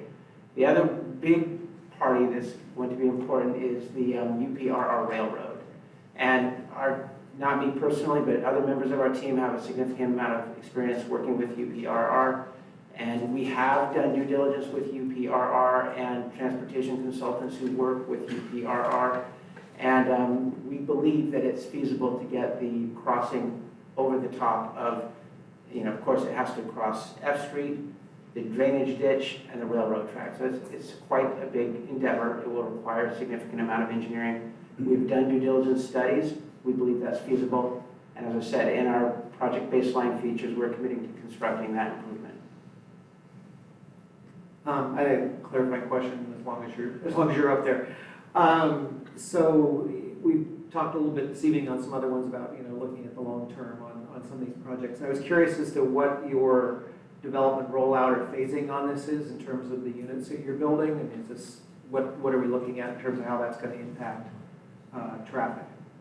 Well, we do have a phasing plan. I don't think we have it at the fingertips here, but our phasing plan prioritizes the affordable housing and the south side of the project and the backbone infrastructure and the drainage improvements, of course.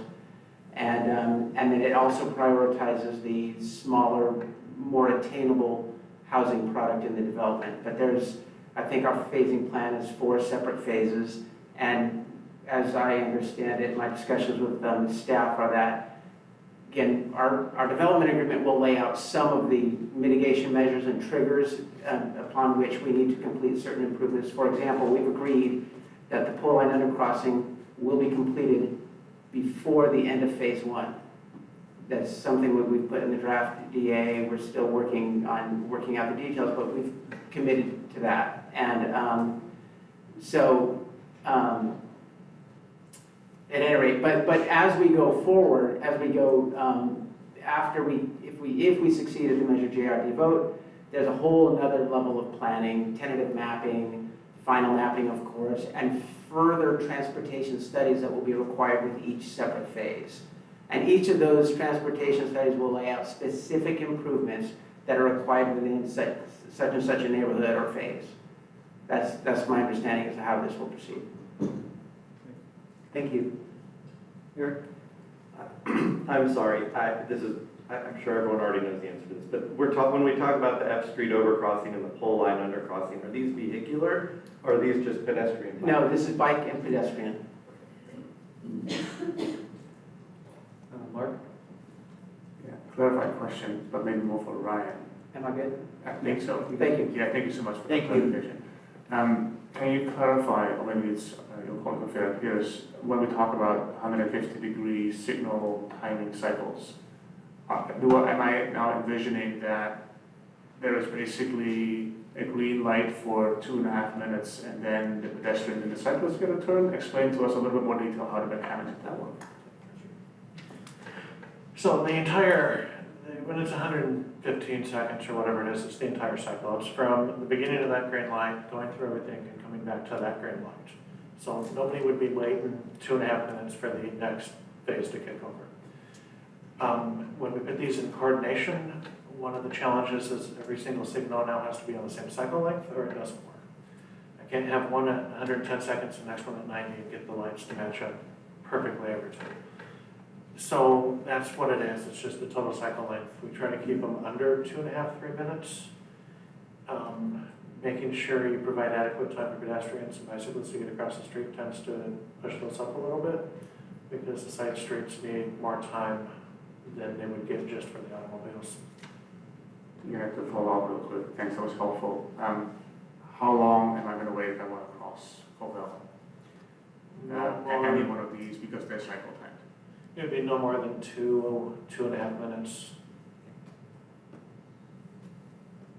Brian, maybe this is for you.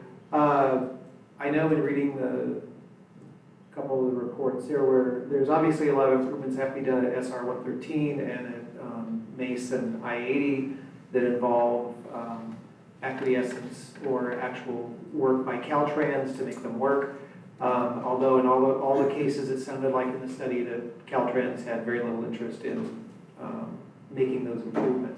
How is that, do we believe that, or do you believe that Caltrans is going to make improvements that will help mitigate some of this, or are we just stuck with the existing conditions of those on and off ramps? I believe that the improvements or equivalent improvements will be done probably not by Caltrans, it'll probably be done by the city through an encroachment permit process. Just in order to make sure that things are flowing and we're not seeing a lot of congestion, improvements will need to be made. And the state normally is very receptive to making those improvements. It just comes down to constant process. Thank you. Other clarifying questions? Yeah, could we hear about if there were any factors that were found to be particularly sensitive in the traffic microsimulations or the travel demand modeling that, you know, if certain assumptions weren't met, we could see a very different outcome for the performance on the affected streets? That is a very good question. I wish I had the cycling question. That's a really challenging question to answer without getting deep into the weeds. Not to say the cycling question is not valid, because that's not known by most people. As far as the variables that most affect the outcome in terms of how long you wait at a traffic light, you know, there's some variation day to day in traffic. Sometimes we'll do multiple days of counts, but that's plus or minus 5%. So that's not really the key. We want to make sure we do counts when schools are in session. There's a lot less traffic in Davis, you know, in summer, for instance. You mentioned travel demand models, and, you know, with your background, I think, Commissioner, you know, we use the City of Davis travel demand model. Models are not perfect. They can be subject to, you know, some level of error. Nobody will say a model is perfect. But as far as what really influences level service and delay, you know, when we get into a congested area, like a very, very congested condition, simulation models can tend to not deliver consistent, because the model becomes like overloaded. And so we're running, you know, multiple, like 15 runs, and we're batch processing it, and we're just taking the you know, like the outliers are taken aside, and we did average the 10 that are closest. And when you're in oversaturated conditions, you know, severe level service F like we are in cumulative, it doesn't take much in change in traffic for the results to look really strange. So to me, it's a shortcoming in the software programs themselves. As for the travel demand model, you know, I feel pretty confident where we are on that, because it's a model that's been locally validated to conditions in Davis. You know, trip generation rates are based on what was observed. We have the proper amount of land use growth and planned transportation improvements. So it's really, I guess the answer is when you're in that oversaturated condition, things can be tricky. Any other clarifying questions? Yes, Brett? I'm sure this is going to come up in discussion, and this is, I guess, for Karen Pierce. In your slide 4, it sort of alluded to a connection to the cannery. In the staff report, we had a slide where it said maybe connection in terms of automobile connections. Where is the maybe coming from? Like, who determines yes or no or maybe, and then what is driving that decision?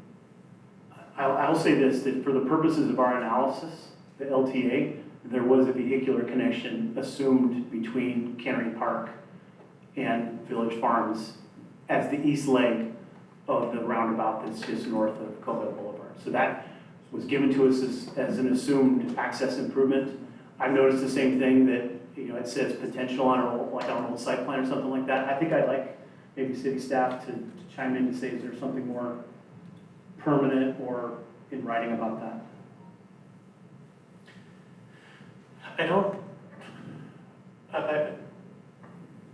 So having that connection, I think, is really important just for emergency vehicle circulation and the ability to make this work. I think the maybe is not really that much of a maybe. It's still subject to final determination by the City Council and the Planning Commission, but staff's recommendation would be to keep it. And I think that's where that's coming from. Well, I guess it'll come up in discussion, but I have some thoughts on that. Thank you for the clarification. If there's no other clarifying questions right now, I'm going to open this up for public comment. I know many of you are here for this. Again, please come to the podium, state your name. One more thing before you start. So everybody is limited to 3 minutes. There's a lot of people here. There's a lot of people that want to talk. In all fairness to your neighbors, please keep yourself to 3 minutes. I will ask you to conclude as we get very close to 3 minutes.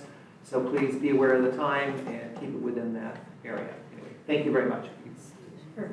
My name is Marianne Hernandez, and I live at La Vida Buena Homeowners Association, which is right across the street from this development. I rub elbows with Picasso, Donner, Poline, and more daily. So I'm just concerned that that many houses is just gonna, and that's why we're here tonight for the transportation discussion. And I hear some great things, but still, that's how many, over 14,000 more trips generated greenhouse gases. It's hard enough now for me getting off of Donner onto Poline, so adding all these homes and all this traffic, it just blows my mind. And then I'll be back for the other discussions on other issues with this particular project. But so I was glad to hear that they're phasing in if they're graduated barriers between pedestrians, bicyclists, and motorists. That's encouraging. That would have to take place. I ride my bike down Poline, and it's no fun. It's just no fun as it is. So I can't imagine adding all those extra cars, and then they're assuming all these people are going to be taking transit, and I don't see it. I just don't see it. Thank you. Thank you so much.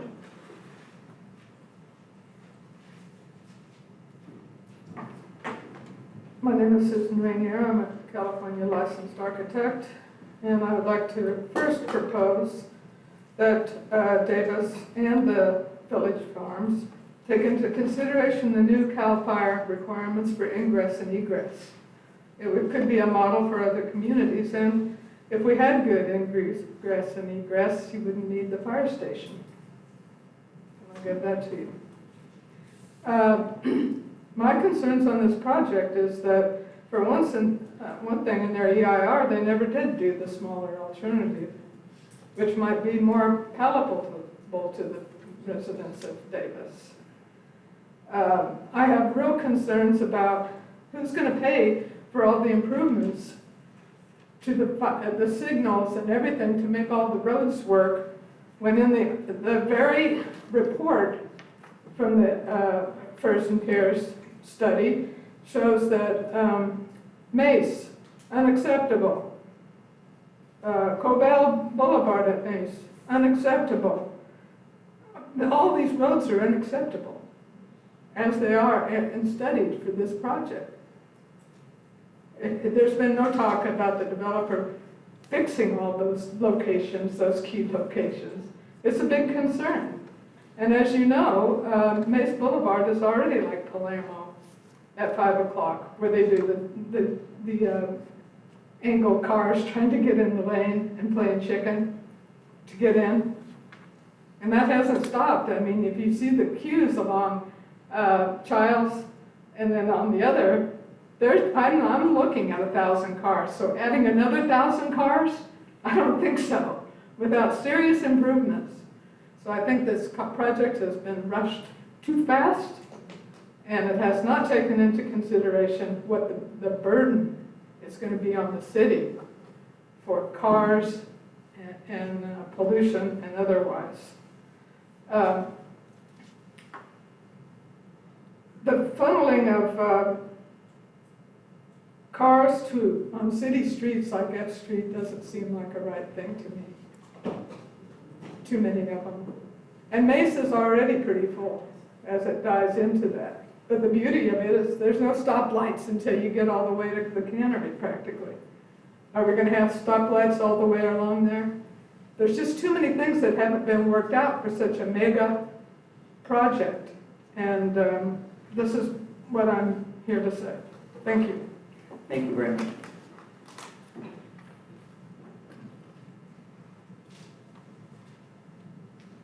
Thank you. My name is Margie Longo, and I am one of the neighborhood coordinators of the new Wild Horse Neighborhood Association called the North Central Wild Horse Neighborhood Association. We represent 400 homes and condominium units located very close to the Village Farms site. Over the summer, the Wild Horse neighborhood was surveyed by the City of Davis during the process of forming the neighborhood association. The highest ranked concern in the survey were nearby development proposals such as this Village Farms project. With that predictable fact in mind, personally I'm surprised that the Village Farms developers made no attempt to work with the Wild Horse neighborhood to try to get a sense of their concerns or what they would find acceptable. In that survey, a Wild Horse resident says, "The Wild Horse neighborhood is quiet. I do not want more traffic. Traffic along Pole Line Road is high due to work on the freeways going to Sacramento. We can hear the racing cars already. We don't need more." Another resident says, "Wild Horse is a relatively quiet part of town, but significantly less so over the last 5 years or so, as traffic uses more Boulevard in Wild Horse as a cut through between Pole Line and Covell." So clearly the residents in Wild Horse, including myself, are concerned about the added traffic on Pole Line Road and Covell and Wild Horse being used as a cut through to bypass part of that traffic. It's predictable that all the navigation apps will send many more drivers through Wild Horse as the traffic stacks up because of Village Farms. Personally, I'm against the building of homes north of the current channel location in Village Farms that cuts through the Village Farms property. For one thing, there could be less traffic if less homes are built in Village Farms by not building north of the channel. It should be noted that the EIR for the Wild Horse neighborhood included an alternative that had construction of condominiums north of the current channel location. However, wisely, that alternative was not chosen. One of the reasons was because of delayed response times of emergency vehicles, since above the channel would be outside of the 5-minute emergency response time zone. I've asked that the EIR should evaluate emergency response times, assuming that no emergency facility of any sort may end up being built in Village Farms. This is definitely a possibility. Overall, it was the right decision for no residential to be built north of the channel in Wild Horse, and for the channel in Wild Horse not to be rerouted to the northern border of the current golf course location, a serious plan at the time. For one thing, the channel, which empties into the Yola wetlands, would have come very close to the old landfill and sewage treatment plant if it was rerouted, similar to the BRPA. The Wild Horse neighborhood, the proposed Willow Grove neighborhood, and North Star and the Cannery do not have development north of the channel and are not rerouting the channel. You have about 15 seconds. The incongruous decision by Village Farms to developers to put homes north of the current channel location is a mistake that responsible developers have not made. And I will send you the just little paragraph I have after that. Great. Thank you very much. Thank you very much.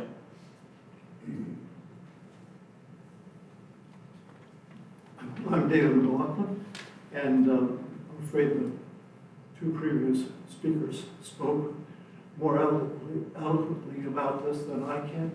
But my biggest concern is the traffic, but I'm concerned about who's going to pay for it.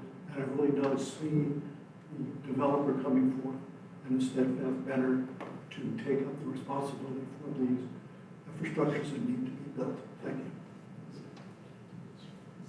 David McLaughlin. Thank you very much. Hi, Trish Price with Bike Davis. We just have a few concerns, starting with there are two intersections south of Covell on Pole Line, Claremont and Chestnut, which are already problematic intersections. We're just curious why they weren't addressed in this study or in this project.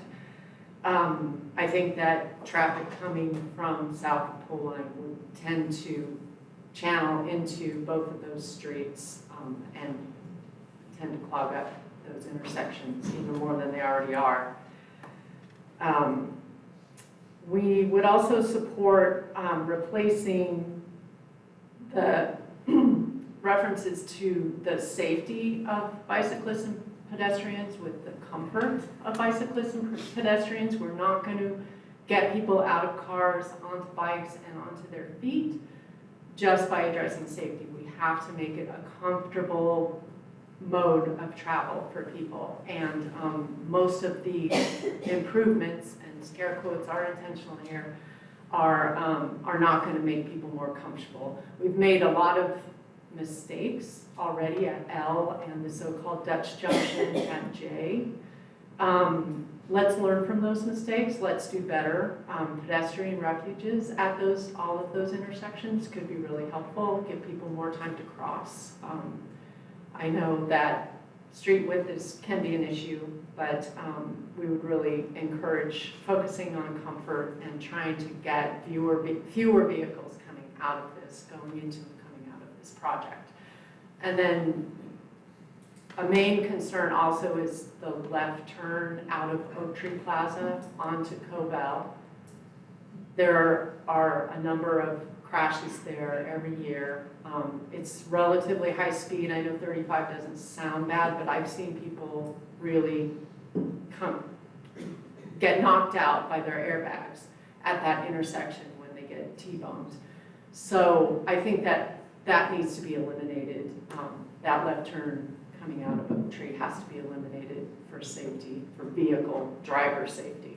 And then putting paint on the intersections and on the existing multi-use path is not going to necessarily improve safety all that much. If we can get some better bicycle pedestrian infrastructure on the streets, let's separate, let's protect, and do better.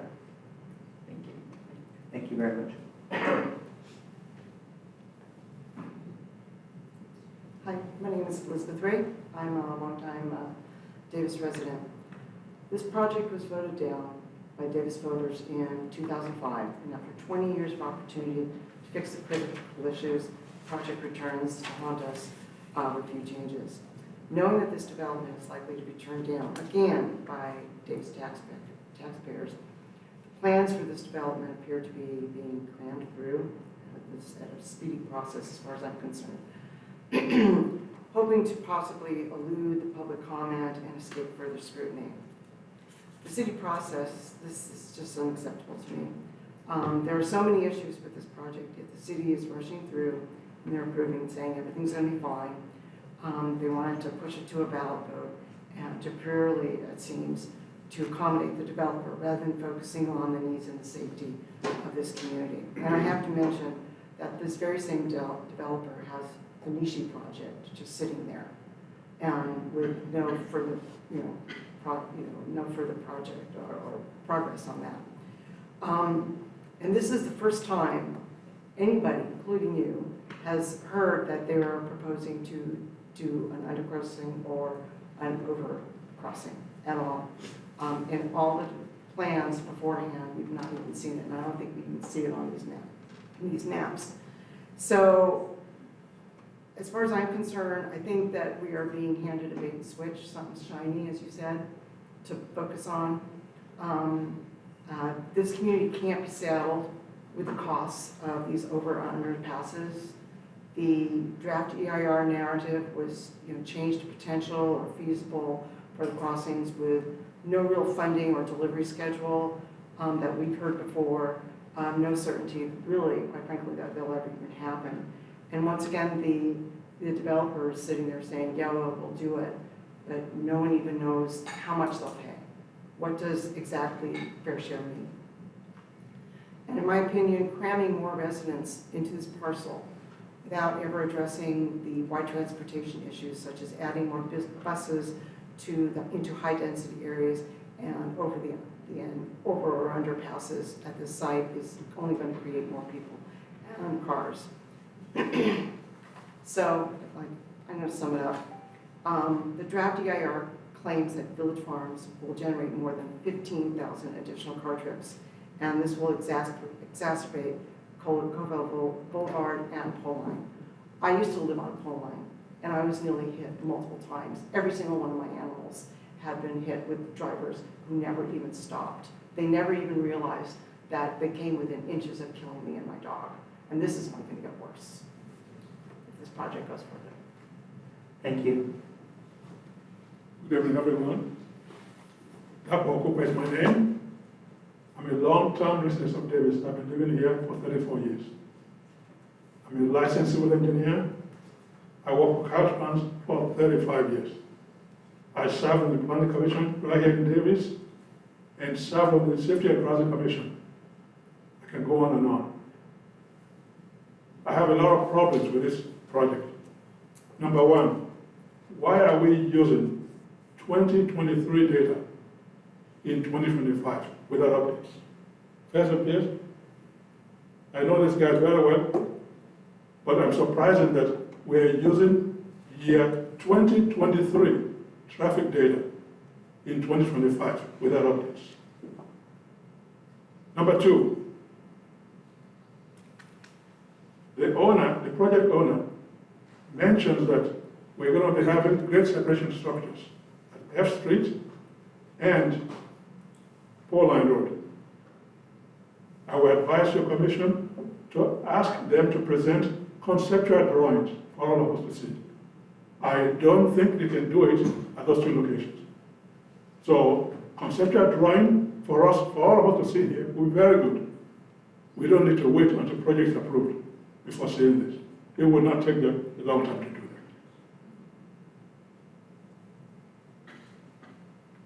that. These 2 points are very important.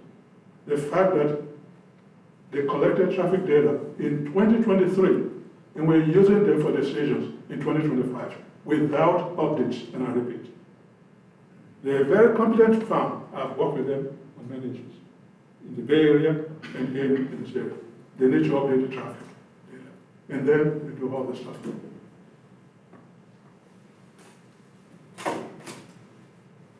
And there are now on Pauline, grade separation. The owner only owns one quadrant. The other 3 quadrants belong to other people. I don't know how you're going to get through them. I know you can use retaining walls, but you only control one quadrant. You need buy-in from all the other owners at the corner. My guts tell me that you won't be able to get it. So if we see conceptual drawings, we all can talk about it. You can present it to the community. We don't need to rush through without getting clear understanding of what we're getting into. It is my strong opinion that the city of Davis should not be left holding the bags when these guys are gone. We have seen that over and over and over and over and over again on many projects. Where the owner does his thing, they do their thing, they're gone, and we are left holding the bag. Thank you very much. Oh! Appreciate your comment. Thank you.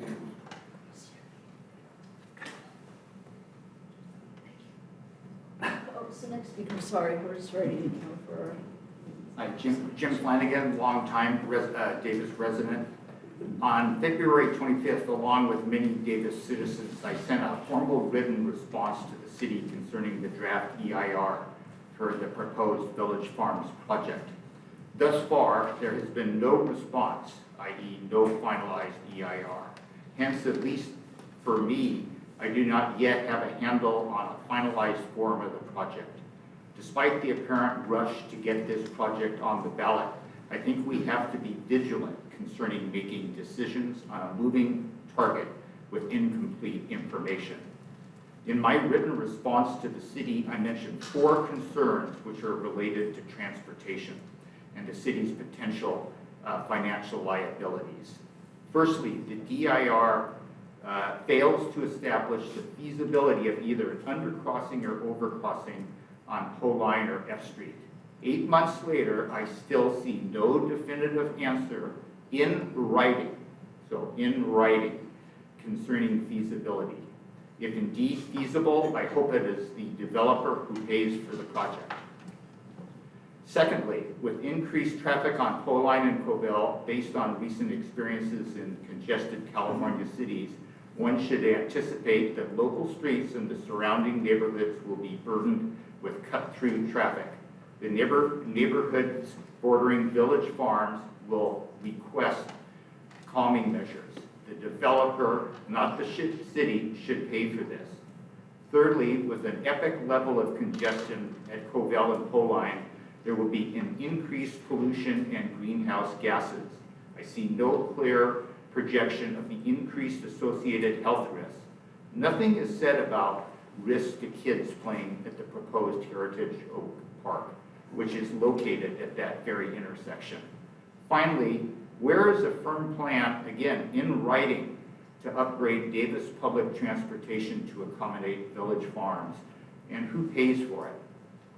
I conclude with a heads up to the city. This project could cost us a lot of money down the line, well after the developer might be long gone.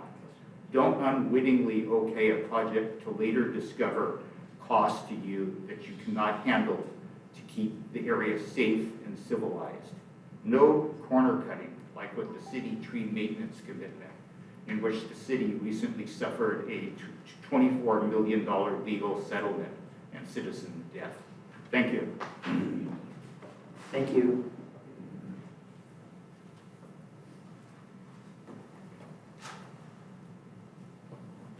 Good evening. I'm Hiram Jackson, member of the Davis Joint Unified School District School Board. I just wanted to give you some other context for considering some of the transportation issues for the proposed project. Census data for the City of Davis shows a reduction in the number of young adults ages 30 to 49 by about 3,000 since the year 2000. So there are 3,000 fewer in that age category now. Correspondingly, there's been an increase of about 4,000 young adults of typical UC Davis age, roughly 18 to 29. Also, adults aged 50 and older have increased by 5,000, and several individual age cohorts in this group have more than doubled. So we've been aging in place, in other words. So, and what has also happened is that the young adults ages 39 to 49 have been squeezed out of the opportunity to live in Davis. As you may be aware, DGUSD has been increasingly taking in more students as interdistrict transfers from neighboring communities. Most of these interdistrict transfers enroll by virtue of parent employment in Davis, which they're entitled to by state law. That would be employment to UC Davis, the Davis School District, and the City of Davis among major employers in the school district area. I can speak for DGUSD that most new staff in the district live outside the city. And I understand that to be the case for UC Davis as well. Perhaps the City of Davis could make a similar assessment of its staff. I propose that we're likely talking about this same cohort, age 30 to 49, group that has declined among residential population over the past 20 to 25 years. If more local housing is provided, I suggest a likelihood of softening some of the interdistrict rush hour commute that goes on. Past developments have been rejected because of voter concerns about increased traffic, like you just heard. And that traffic has come anyway because of people living outside of Davis commuting in. And that's, increased greenhouse gases that we're concerned about. The 2005 vote was voted down in part because of overcrowding that existed in several campuses in the Davis School District, and that is definitely not the case now. So, some thoughts that I hope you'll consider in the issue of transportation. Thank you. Thank you.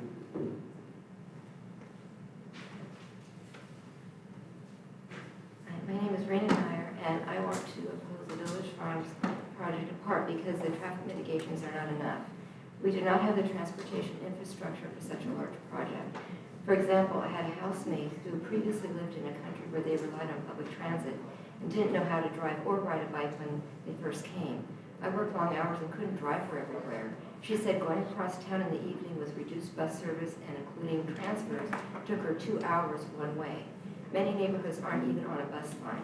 Since Uber and other ride options must drive to the person, drive them, then drive the next person, a study was done showing they actually use more gas and make more greenhouse gases and worsen traffic than someone actually driving their own car. So given the lack of adequate transit, the 15,000 estimated additional car trips from this project are probably underestimated. Also, we hear the need for an over-under crossing at Pole Line, but given tonight's discussion, there's still uncertainty about what the developer will actually do. And this developer said they would build the housing at Nishi, but haven't years later. So how do we know they will keep this promise? Some of this discussion should happen after feasibility is clarified in writing, and we can confirm what the final EIR actually says. The traffic coming onto Covell is also a problem, and Cannery neighbors spoke at a previous commission meeting expressing concern if more traffic spilled into their neighborhood. Also, this project is too rushed. We need more than a few days to review the extensive information, and the public has a right to be informed and have meaningful input. So I feel the Village Farms project traffic proposals are not adequate. Thank you. Thank you. Good evening, Commissioners. I'm John Keller, longtime City of Davis resident. It's been decades that we've heard the refrain that the city is pro-transit, pro-pedestrian, pro-bicycle. And it was interesting to look on page 21 of the report and see that in fact the City of Davis residents drive more than the Sacramento region on, excuse me, on average. And so it's also surprising to see that the projected residents for Village Farms are expected to drive more than the average City of Davis residents. So it's a curious contradiction that for a city that feels so strongly about our environmental record, that we're going to push forward with a project that is encouraging more driving. And I guess in closing, I would note that the Davis Unified School District has known for decades that the demographics are moving in the wrong direction for them. And to propose support for a project that I have not seen any evidence that the proposed project is going to attract the demographic that they're interested in, that is with kids. I think it's a little disingenuous that they are proposing such strong support for the project. Thank you. Thank you.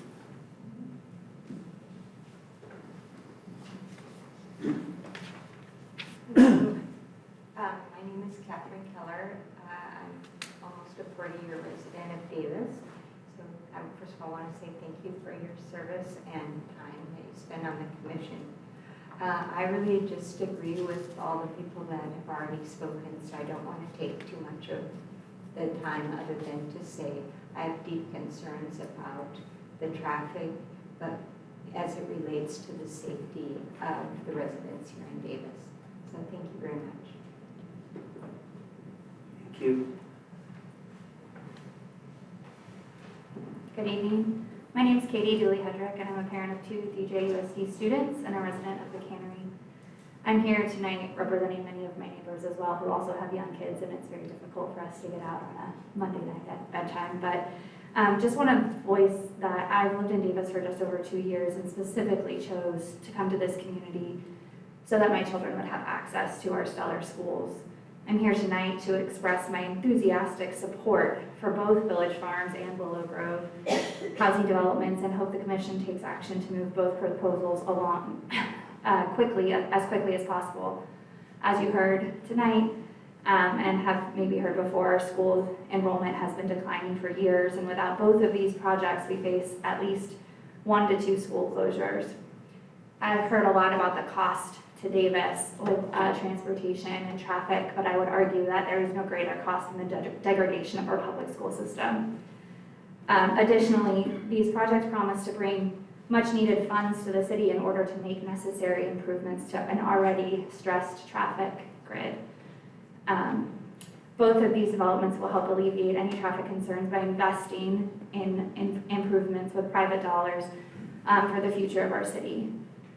Finally, as a Cannery resident who's directly impacted by the adjacent development, I just want to say that I'm really excited for the connectivity that this development offers in really bringing us into the fold of the community. Right now, we are sort of on an island. And for the skeptics that don't think it'll attract families with kids, you just need to come on over to the Cannery on a weekend or at the beginning of the school day when the 25-kid bike train leaves via the bike path and the underpass to see that I have very high confidence and know of at least off the top of my head, 6 families who are desperate for housing in Davis and are currently driving their kids down Poline or in from Winters, who would much rather be in our community but currently don't have access to homes because our inventory is so low. Thank you. Thank you very much.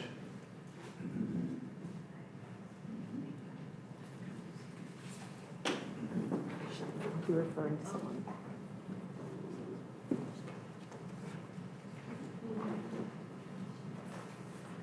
Good evening, Commissioners. My name is Eileen Sametz. I'm a former planning commissioner.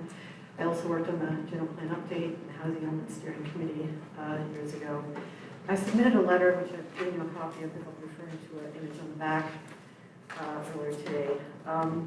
So I want to start with my concerns about the process here of how this project is being pushed and fast-tracked through the system when there's all these issues and uncertainties still. And this is to accommodate the developer's desire to get this on the ballot, ASAP before we have all this stuff worked out. So that is really important that the city needs to put the priorities of the community first before the developer. So, and I hope this commission does that as well, because there's many problems that this project has. I'll only cover a few because the rest are in the letter. So regarding the overcrossings, undercrossings issue, as we mentioned, this was promoted in their initial documents before the NOP is like, oh, we're going to connect the bicycle path and all this. And so there's all this, come on about these under and over crossings being produced. And then all of a sudden we get the EIR and they're backpedaling. It's like, oh, well, we're not sure if it's possible and we're not sure about what our fair share. Well, their fair share is 100% because their project is causing the need for this more than any other. So it's really important that those details that I think that they keep on alluding to here are ironed out in this EIR. And also, as you've heard, that we see diagrams, that we see illustrations of how this thing is going to happen. Because the same developer who has gone forward with the Nishi project is sitting there 7 years. And it's because of the overcrossing issue that you promised. He said, no problem, we can make this happen. And it's sitting there 7 years later. Hasn't happened. What makes you think that's not going to happen here? So we need to get solid commitments in writing, and not just verbal. But we're gonna see, and we're gonna work it out. And it's like, yeah, they need to pay for it, and they need to show us they can do it. Also, the cross traffic through the existing neighborhoods. This is a diagram of what the Green Meadows neighborhood. Now it's also Cannery and, as you've heard earlier, Wildhorse. All this cuts through traffic. This was not addressed. I brought this up during the EIR. There's no mitigation or any attempt for all the cut through traffic that would go through Matisse, from Gravel, through Matisse, then either Picasso or Renoir, which are like a circle, and then to Picasso, which goes to Poline. And then there's a light at Poline, at Picasso, so then there's going to be a big backup as well. So anyway, that has not been addressed, and I urge the commission to please make them address this stuff instead of letting them get away with it. Thank you. Thank you very much.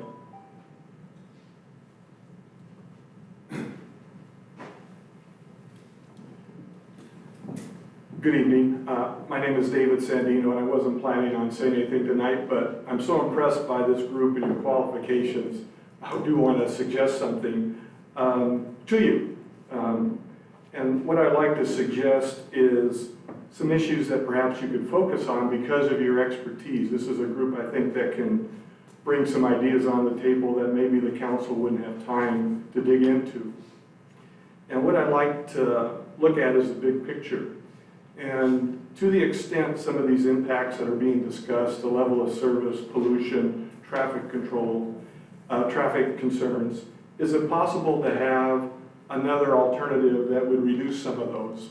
And I'm asking for you to dig into that with your expertise in the EIS, whether the alternatives that are EIS, the EIR, or the alternatives that are discussed there, are there better alternatives than the one that's the proposed alternative? Is there something that could be done with the project, reduce scale, maybe a different design, that would reduce some of these traffic impacts? I don't have the expertise to do that. I think this group does.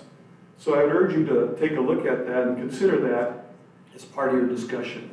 Related to that, there's been a conversation tonight about mitigation measures to reduce these impacts. So going forward with this design, what can be done to reduce impacts? I see a lot of constraints out there. You've got problems to the west with the railroad and the cannery. You've got a very narrow connection there to Covell. All those are issues to be considered. But I would like to hear in your discussion, are there some mitigation measures that haven't been considered?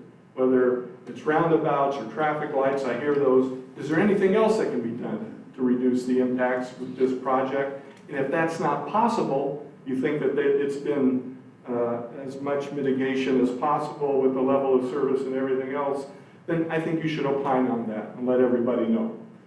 So that's what I'm looking for. I want to tap your expertise and share your knowledge to the community. So thank you for thinking about those things. Thank you very much for your comment. If that is the last of public comment on this issue, I do want to thank everyone for staying within your 3-minute limit. That was very commendable. That really helps a lot and it helps keep the meeting going.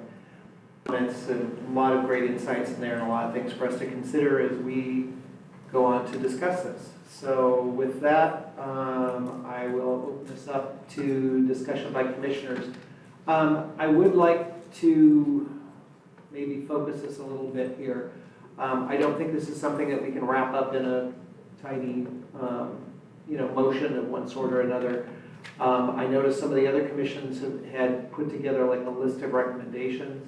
I think it would be good for us to come to a consensus on a number of recommendations that we would like to put forward, and then try to incorporate our comments that way.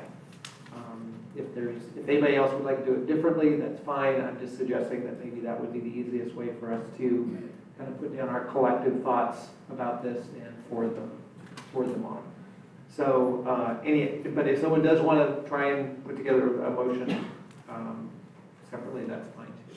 So anyway, with that, I'll open up for discussion from commissioners. Mark. Yeah, I'll start us off. First, thanks to everybody who presented on the project. It was helpful. Also, thanks to public comment, both written and delivered at the days. It was really good to see so many people engaged in the process. And I think it's because this is important and we're talking about a project that is going to define how a lot of our city is going to look like in the next 20, 30 years from now. So I think it is actually very good that we're getting this level of public input. And the problem here is that many people, I'm not going to pretend to speak for everybody, but from the gist of the public comments, many people want more people. We just don't want the cars that they bring in, right? And that is a big problem. And we don't want the current pollution from the internal combustion engine cars. There's a health concern to that.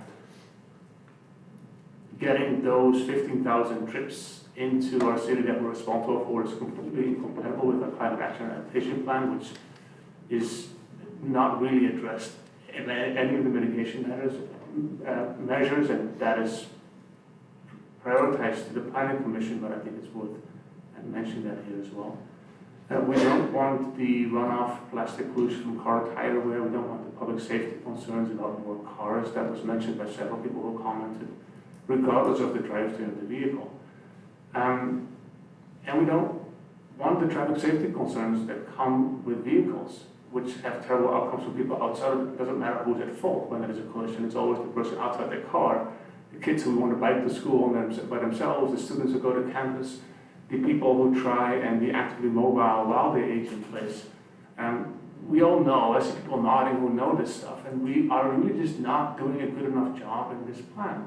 These are big problems to address, and I think it's good that we try to address them as good as we can.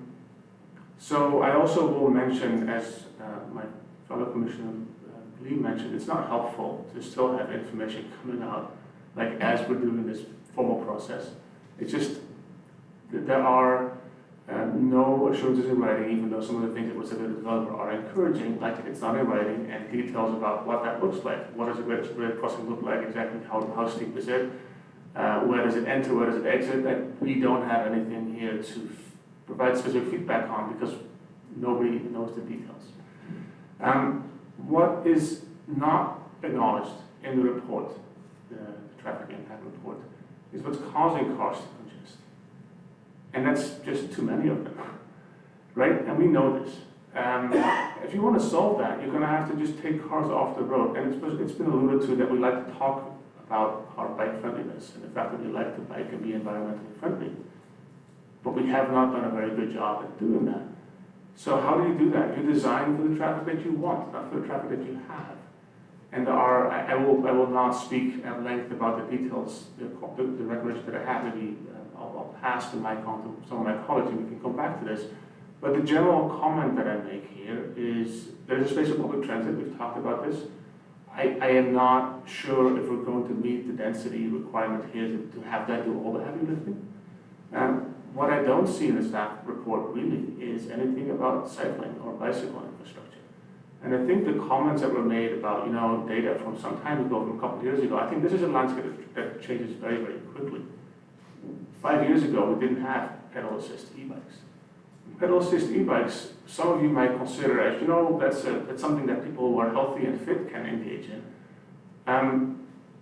I was back in the Netherlands this summer. I traveled in Sweden, I traveled in Germany. Everybody there uses them, and they become this phenomenal, really climate solution, transportation solution that exists today. It's equitable because it's cheap, and it scales. And then to have the consultant report barely mention the opportunity that this presents is a deficiency in my opinion. I would have much preferred to have much more writing about the real possibilities that planning for the thing that we say we're good at would be helpful, as opposed to go into driverless cars or technology that doesn't exist yet. They scale. They are not nearly as unsafe as vehicles. Most of the serious collisions and damages from collisions always occur with vehicles, not with riders. And when we plan for e-bikes, we need to very clearly make sure that they are also separated from the pedestrian traffic that we want to accommodate. So more about that later.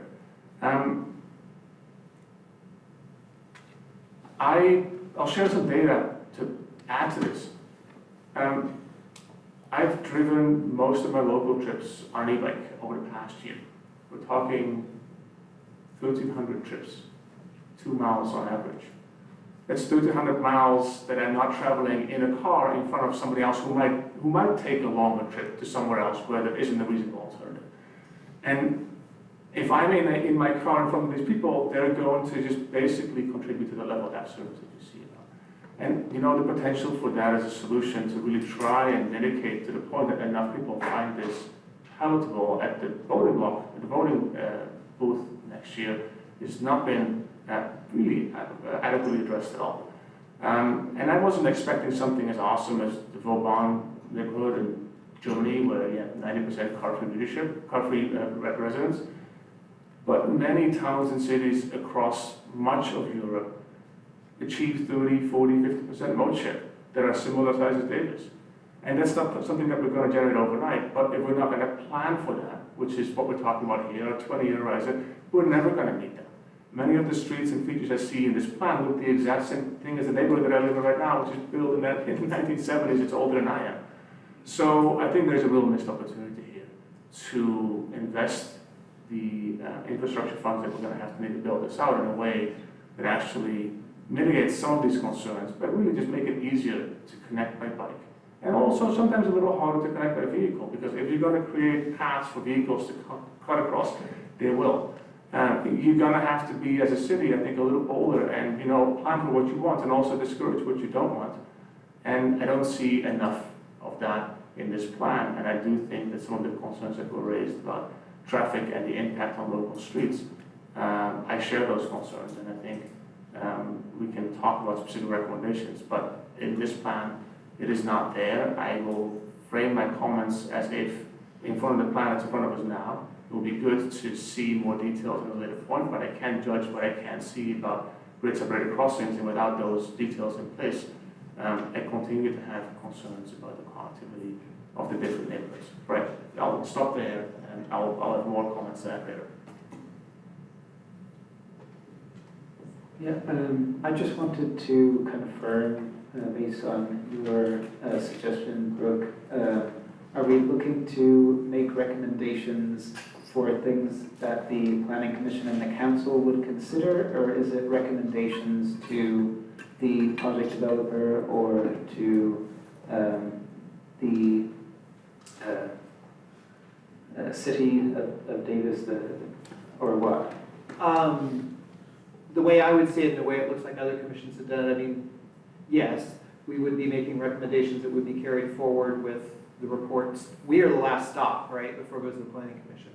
So the recommendations that we make, as far as I understand, would be forwarded to the planning commission, and then the planning commission would consider them as part of their deliberation, right? Yeah, that's correct.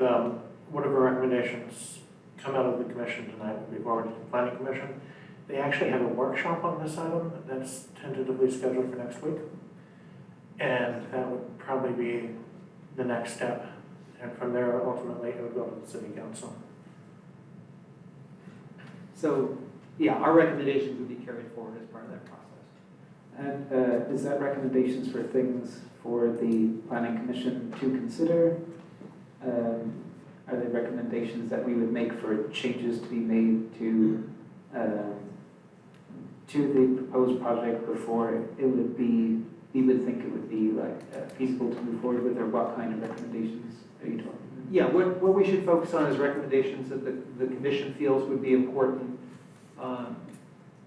with regards to the circulation, transportation issues, regarding the specifics of the project. So if there were specific things that we would like to see them consider or include as part of the project, or changes we felt would need to be made, I think that would be part of our, the recommendations that we would want to carry forward to them.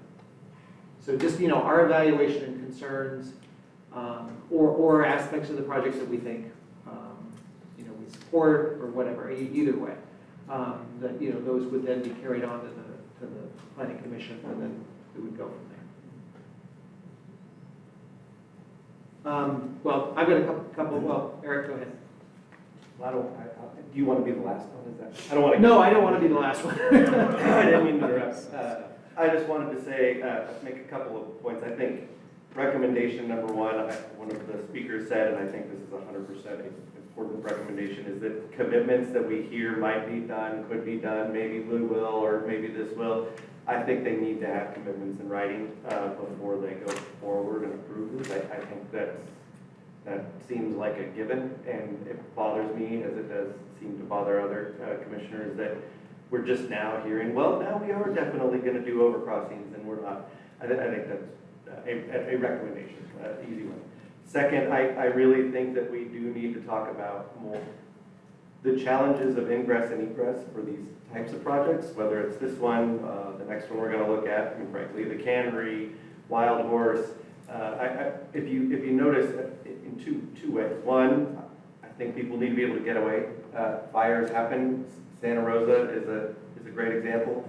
The communities that are right next to an agricultural area that burns in the middle of the night and comes through your neighborhood, if it's hard to get out of your community, I think we need to be considering that. And then two, frankly, we can't have a very functional, and I think this gets back to the short-range transit plan that we talked about earlier. We can't have a very functional transit system that has to go from, its point of origin at UC Davis, I wish we had this map up, and drive up and around in Wild Horse and then back down. And then another one that drives up and into North Star and then back down. And then we're going to have, presumably, another one that's going to go up and into, what's this one called, Village Farms and back down. I mean, there's no connectivity through these. It's like we build every one of these developments as if it's the last thing we're ever going to build in Davis. And I just think that it doesn't make us a city that can be served very well with either transit, or frankly, what I would really like to second what Commissioner Heising said, a plan for an e-bike network that is separated and fast and safe, that would really create the mobility that we pretend to say we want, because we just continue to build roads that look like the ones we have today, where people will continue to drive on them. And so I I just think, I think a recommendation would be for solid commitments in writing. B would be to talk about improved ingress and egress for both fire safety and for serviceability. And I think those are my two. Yeah, that's what I got. Thanks. Well, I'll throw my couple of things I've been thinking on this. Oh, no, that's fine. I'll let you go last, or anybody else that wants to go last. I also agree with the, more commitments and definitely feasibility of, what the grade crossings are, the undercrossing and the overcrossing. The term feasibility and limited resources got put out there in the presentation, which makes me concerned that, these may be found very easily to be not feasible. So I think it is, there does need to be a commitment and some sort of, some way of showing it we can't actually build these things. The other thing, I do think it's very important for the mitigations to include the Green Meadows neighborhood. I think the issue of cut-through traffic is a really serious one, and is something that absolutely will happen as traffic begins to back up in there. And I think that as part of the mitigation measures for the project, we need to look at how we're going to protect that neighborhood from cut-through traffic. I think those were the main two that I had. I think it's, obviously traffic with the developments that we're looking at on, north of Cobell in total are significant and unavoidable. This is going to happen. And I think that, as we move forward with all these developments, we really do have to look at, what are the number of units that we're developing up there, because they all do generate traffic. There's just no way around that. So as we go forward, over the next 10 years, the next 20 years, we're going to continue to have more significant and unavoidable impacts on Cobell. There are definitely some of the things that were put forward, I think are appropriate mitigation measures, and obviously do, even in some cases, improve level of service at some of the, some of the intersections. And I do appreciate the extent of the analysis that was done. I mean, looking at the 51 different intersections, I think it was, a really good idea of what the impacts, how far the impacts of this project and subsequent projects and related projects have on the city of Davis, and, the way that we all move around this city. And I don't, maybe at this time, John, you'd like to address why the 2023 data was used, or what kind of updates have been made to the 2023 data? I'm going to start that one off. Brian. So I got a couple things. To begin with, the actual draft EIR was released in early 2025, which means this traffic study was completed in 2024. So when the data was collected, it was very reasonable that that data was used for what this project is. It's just taken a while to get here. The other thing that I have a lot of concern with trying to use newer data is the construction on 80. And when we are talking about impacts, especially at the interchanges, and I don't have any certainty on how to collect that data, which ramps are going to be open, which ramps are going to be closed, how construction is affecting traffic flow and patterns, I think it's very reasonable to stick with the 2023 data set. John, did you have anything to add, or that was second that. Okay, Brian. That's, oh, Brian, go I got ahead. a couple other things I want to follow up on. Please. I got a minute.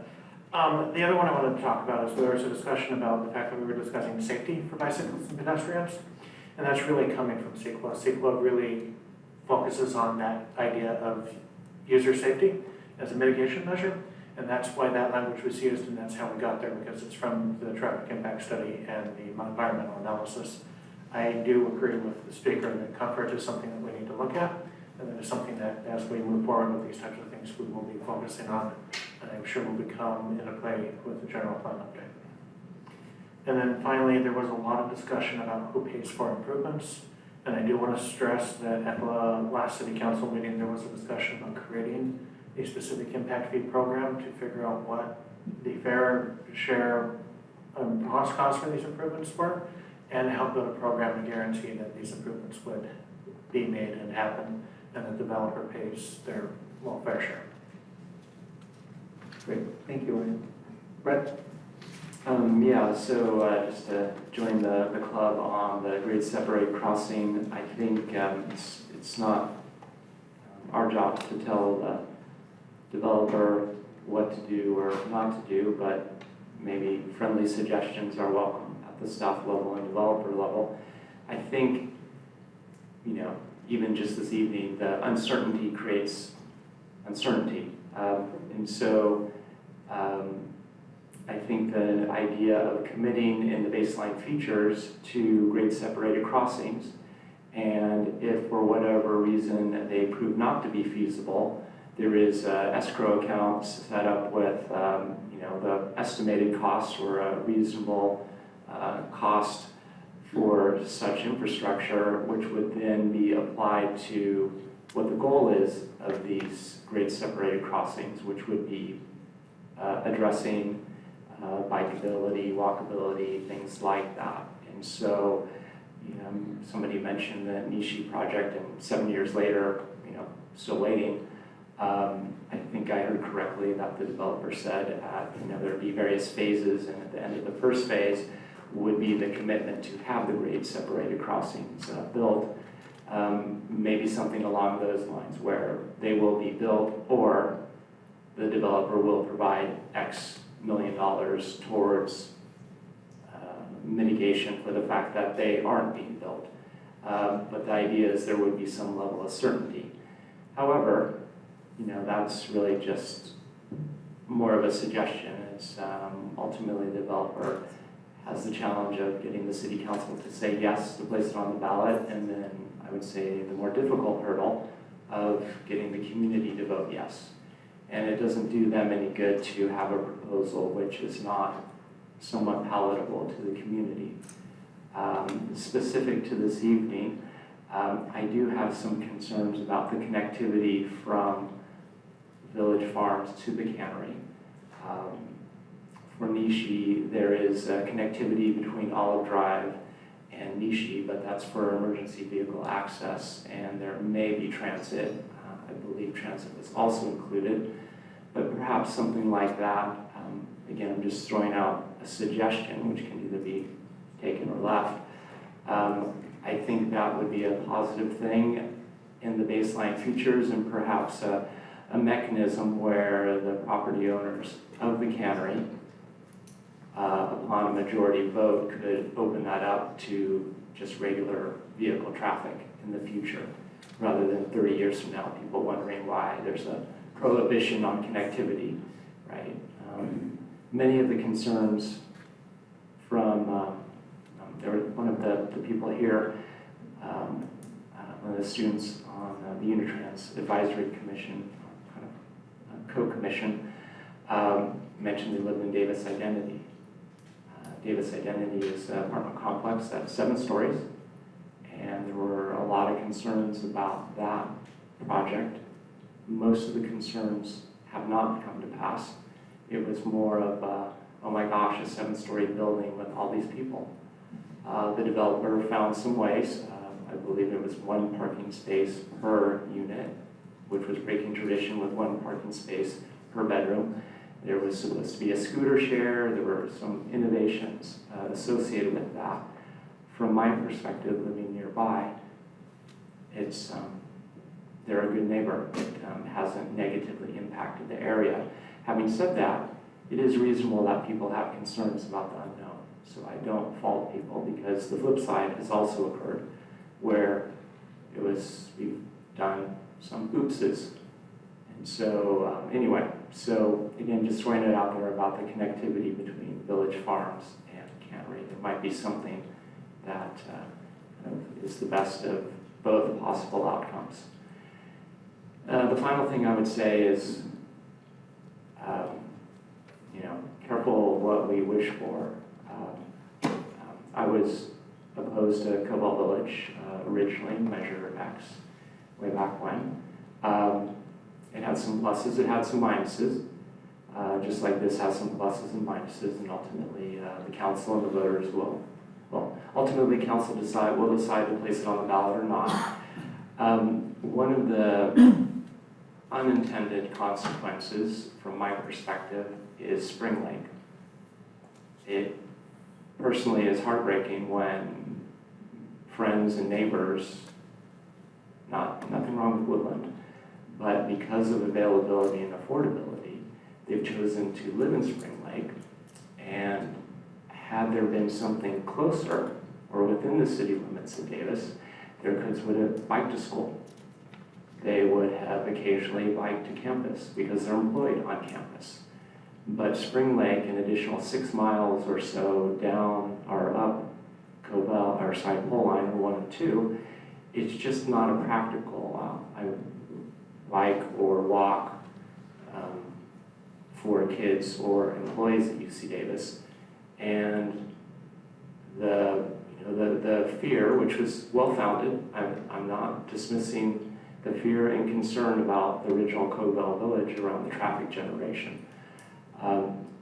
It's very real and quite reasonable, but lo and behold, a lot of these folks are driving from Woodland daily, driving their kids daily, driving to work daily, and those families, I think, would have enjoyed a very different type of life had the kids, and fortunate like, my son has been, to ride his bike every day to school.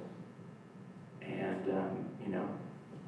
so I'm just, like I said, this is not meant to tell people how to think. It's just one of the unexpected consequences, I believe, in the city not having enough housing is that people are forced to live in Woodland or Dixon, not that those are unreasonable places to live, but by their very distance, they are forced to be car commuters for close, to 100% of their trips.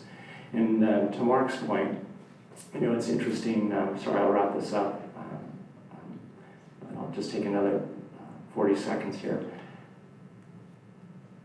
The trip generation model indicates that 5% of our trips are not based upon kind of single vehicle passenger, driving. And for Davis, that's too low. We can definitely do better, I think. And so I don't think it's unreasonable to think outside the box, to be ambitious about how that 5% could be 10%, whether it's a mix of transit, bicycles, or the super duper e-bikes that Mark is talking about, or just plain old walking. Anyway, with that, I'll close and just say,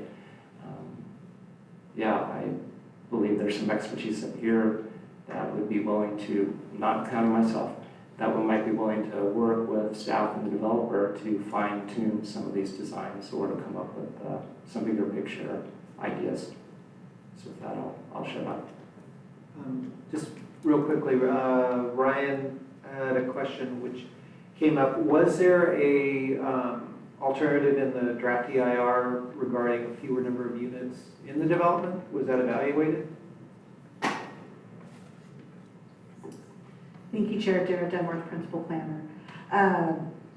There were several alternatives that the council identified for this project. There were two that were smaller footprint but the same number of units. One was the biological resource protection alternative, which is the proposed and preferred project that we're looking at this evening. The other was an agricultural preservation alternative with, again, a smaller footprint, same number of units. The other three were a no project alternative, which is required by CEQA to be an alternative, a alternate location alternative, which is also required by CEQA, and then the fifth alternative that council directed for the EIR consultant and staff to consider was actually a higher number of unit, higher density project. Great, thank you for the clarification.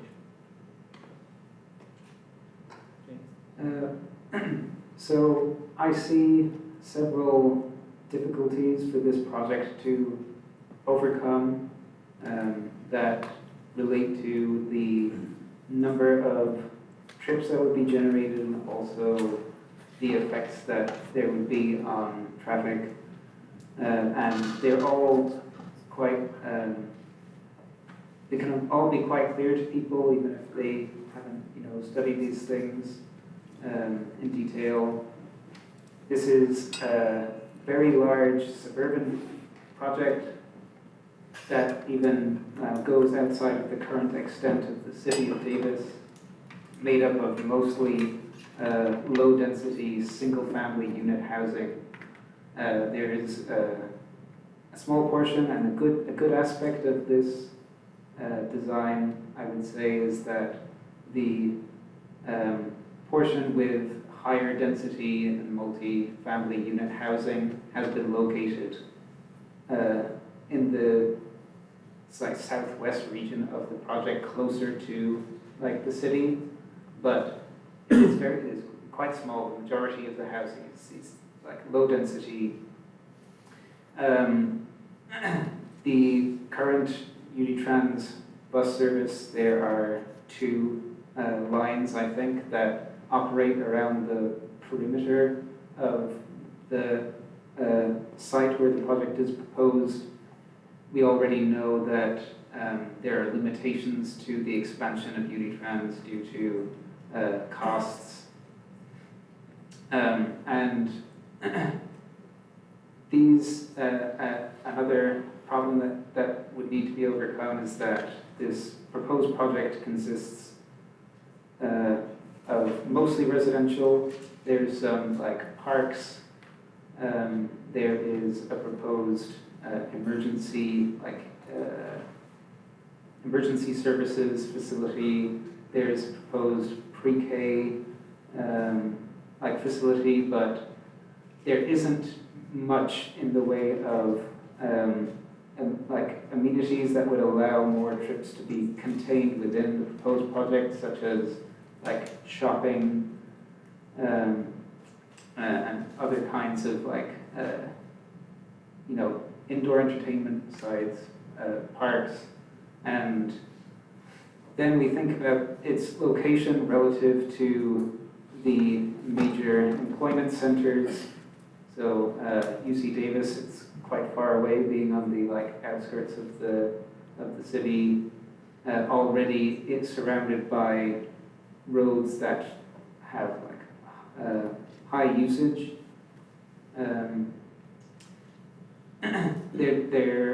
It seems like it would be, it's not so straightforward to get from the location to the regular commute lines into Sacramento for people who work there. There doesn't seem to be many places of employment in the surrounding area, such as there's not so many nearby schools or anything.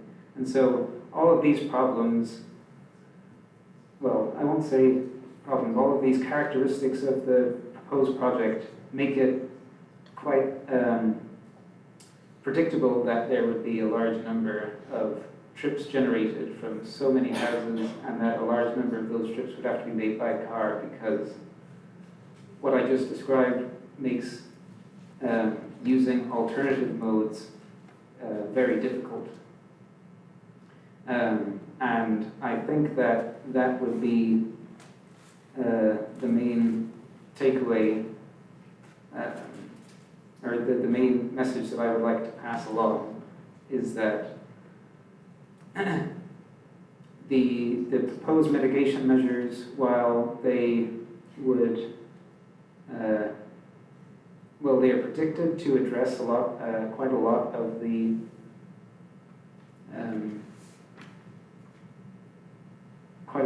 effects to the level of service on the studied intersections. They don't seem to be set in stone whether they would actually be able to be implemented. A lot of them seem to need approval from external agencies or collaborations with other entities, and they would not address the, I know that as the Transportation Commission we're focusing on this level of service, but to pass forward some information to the Planning Commission, they would not go so far to address the other problem of VMT and associated greenhouse gas emissions from private vehicle use, and I would foresee it to be very difficult to limit that given the current design of the project. Thank you. Any other, before Mark, any other comments, discussion? Mark? Yeah, I have some specific recommendations, and maybe they're intended as the same friendly advice that Commissioner Lee was extending to whoever needs to at least hear about them now, so they can choose whether or not to implement them, both the city and the developer. From the corner of Covell and Pole Line, it's a mile and a half to the campus. It's a mile and change to downtown. It's 500 meters to the nearest middle school. It's slightly further than the nearest elementary school. It is barely any further than a mile from most locations in the planned development to both the Mary Stevens Davis Library as well as the high school. All those trips are entirely in easy cycling range. And the reason why I keep on bringing the e-assist is if they weren't for you now because of your whatever constraints you have, your mobility constraints, your age constraints, your distance constraints, you need a little bit of help with like the slight upgrade over whatever overcrossing, that e-assist gets you there. And I have a continent full of people who are aging in place who are using it successfully. And it's really revolutionizing how what we thought was not in range for most people all of a sudden becomes much more feasible. So we can do a lot more, unless you want to discard all the traffic improvements that have been made in many European cities and towns of similar size. Not entirely the same makeup, because we do single family housing differently here and there, but it's still entirely within range. We can do better, and we need to have these plans reflect that. Okay, specific recommendations, 3 areas. One of them is connected neighborhoods. If we have to connect neighborhoods by vehicle, I would suggest to really think hard about emergency access by some kind of bollard or anything other, but otherwise keep them as a modal filter. Why? Cities like Groningen in the Netherlands who have done this, who have made car traffic a little harder and made it much more friendly to go around by bike, and were successful in doing so. They did it to make it very easy to hop across between neighborhoods by bike or by walking, but they routed cars outside neighborhoods. And you've heard lots of comments that really were concerned about cut-through traffic. I think that needs to be addressed, and I think it can be addressed. It was encouraging to hear the developers speak about grade separated crossings. We do need to see the final things, but I think that is a step in the right direction. I'd love to see and hear more final feedback, both on the F Street and Railroad. I think that one is crucial. I'll explain why when I talk about schools. Also the one in Pole Line Road. The one that I'm missing is the one that connects to Oak Tree Plaza. And I was like not familiar with Oak Tree Plaza. It's the parking lot, and we call it the plaza. The term plaza carries a lot of lifting here. But it is where all the shopping takes place. There is actually a wonderful shopping center there. The Nugget is, I went there to get my youngest birthday cake yesterday. It's a really good shopping center with a good, high quality grocery store, where I imagine most of the people who would live in Village Front would go to shop. If you want to encourage people to not get in their car and drive the half mile, you need to make it easy to get there. And unfortunately, crossing a 4 or 5 lane stroad like Covell by anything but a car is not going to be feasible for many people out of safety concerns, and it's also not going to be helpful if you have to wait 2.5 minutes every crossing at the worst. The way that cities in Europe fix this is to have a grade separated crossing that has a modal filter that only uses pedestrian and cyclists. Now, again, I'm not a structural engineer. You would have to come up through that Oak, whatever the name is, the Oak Heritage Park, and then find a way to loop in and land in that parking lot. But it's a parking lot. It is not a place where we have houses exist. That would be how you get people not using the same roads and all the safety concerns that brings to be able to go right there and do all the neighborhood shopping and actually make it easier to use the bikes that we want them to use, particularly with that pedal assist e-bike. I'm not talking about the blazing fast ones, just the ones that are already speed limited. So there's a third one for you. And then whenever we do make intersections upgrades to bike infrastructure, I'm just going to be fairly blunt here. I took that route yesterday. I mentioned that I went to the supermarket. On the way down there by bike and the way back home, I got almost driven out of the bike lane because it was not more protected than with a stripe of paint. If you want people to be more comfortable being in those bike lanes, you need to add some physical protections. So just please, just add some cast in place curb protected bike facilities. It doesn't even add footprint, but it would add protection that many people need. For example, I encourage you to look at the report that shows images of vehicle traffic on Mace and across the overpass. And the second picture, I think it's page 21 and page 23. I may be off by a page number. On the second picture, I challenge you to find the bike lane. And then I will ask you the question, would you let your middle schooler bike that facility to Harbor? Because I certainly would not. My middle schooler bikes the holes 4 miles back and forth, no problem. I would not allow him to use that facility. And I'm really happy that the school district has bought in this process and is here and is making comments. I hope they're paying attention. That is an example of how you are just basically putting a line of paint there, but you're not creating the infrastructure.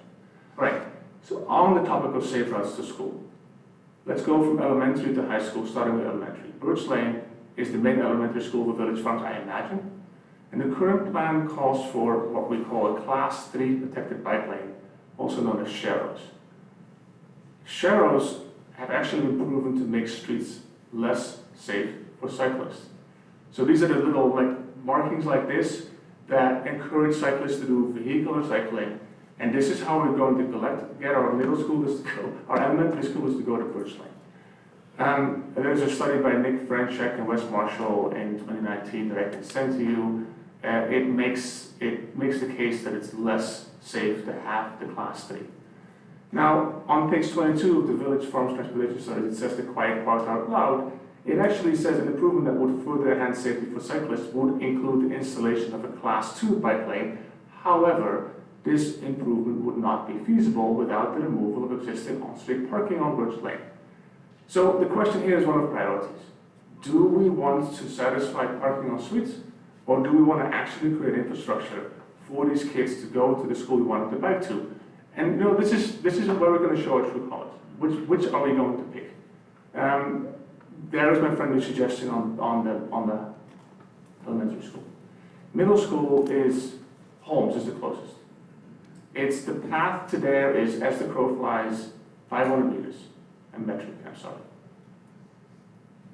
But there is no path for kids to get there, supervised or unsupervised, unless they are able to navigate that Covell crossing. And that's just a real challenge. Now, I threw in this overpassing grade separated to go to Nugget. That one actually gets you all very close there. And it would navigate the most significant path from kids to go from that Village Farms neighborhood down to Holmes. And again, I really appreciate the fact that we want more families in Davis. I am a parent of 3 TGUSD kids. I'm familiar with all the concerns.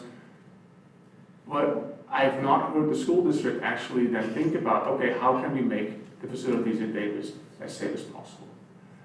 And then the high school. The high school, in a way, is easy. It may be the easiest of them all, because there already is a grade separated crossing from Covell Park into Community Park, to the library to the high school. That is actually great. If there were to be an S-Street crossing over the railroad, you can actually have a pretty easy connection from this Village Farm neighborhood, with a very slight detour, and then it drops you right down over Covell. So that Covell one is an example of what we need. We know how to do it. We've done it in the past.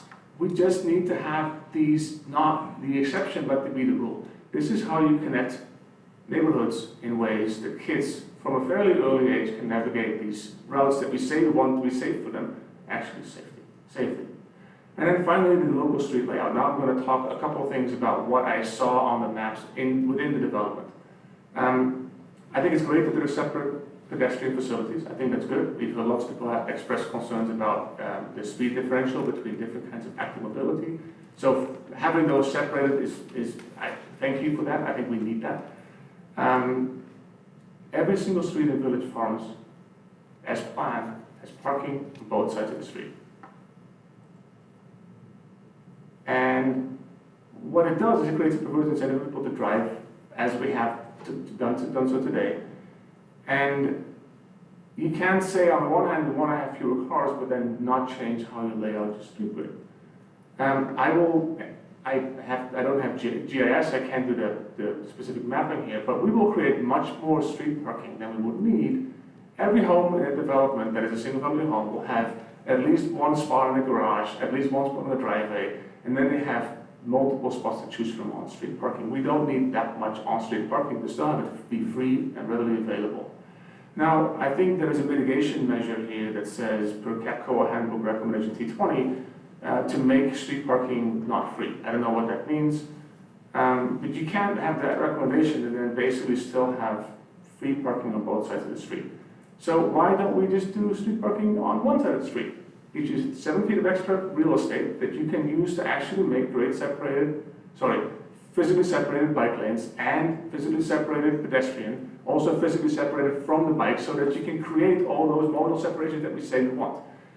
In this case, we're building something from scratch, so we don't have the constraint of the existing roads being too narrow. I just came back from a trip in China. I was invited to speak in Beijing. They built out a brand new campus with infrastructure, roadways, and housing for 2,000 scientists where I was. And guess what was in place before anything else? Streets and class 1 separated bike lanes. Like, if you have a blank slate like we have here, it actually, if you build it anyway, it need not even be more expensive. So use that. Move the bike lane out of the door zone. Right now we do 2 lanes of travel, bike lanes, parked cars.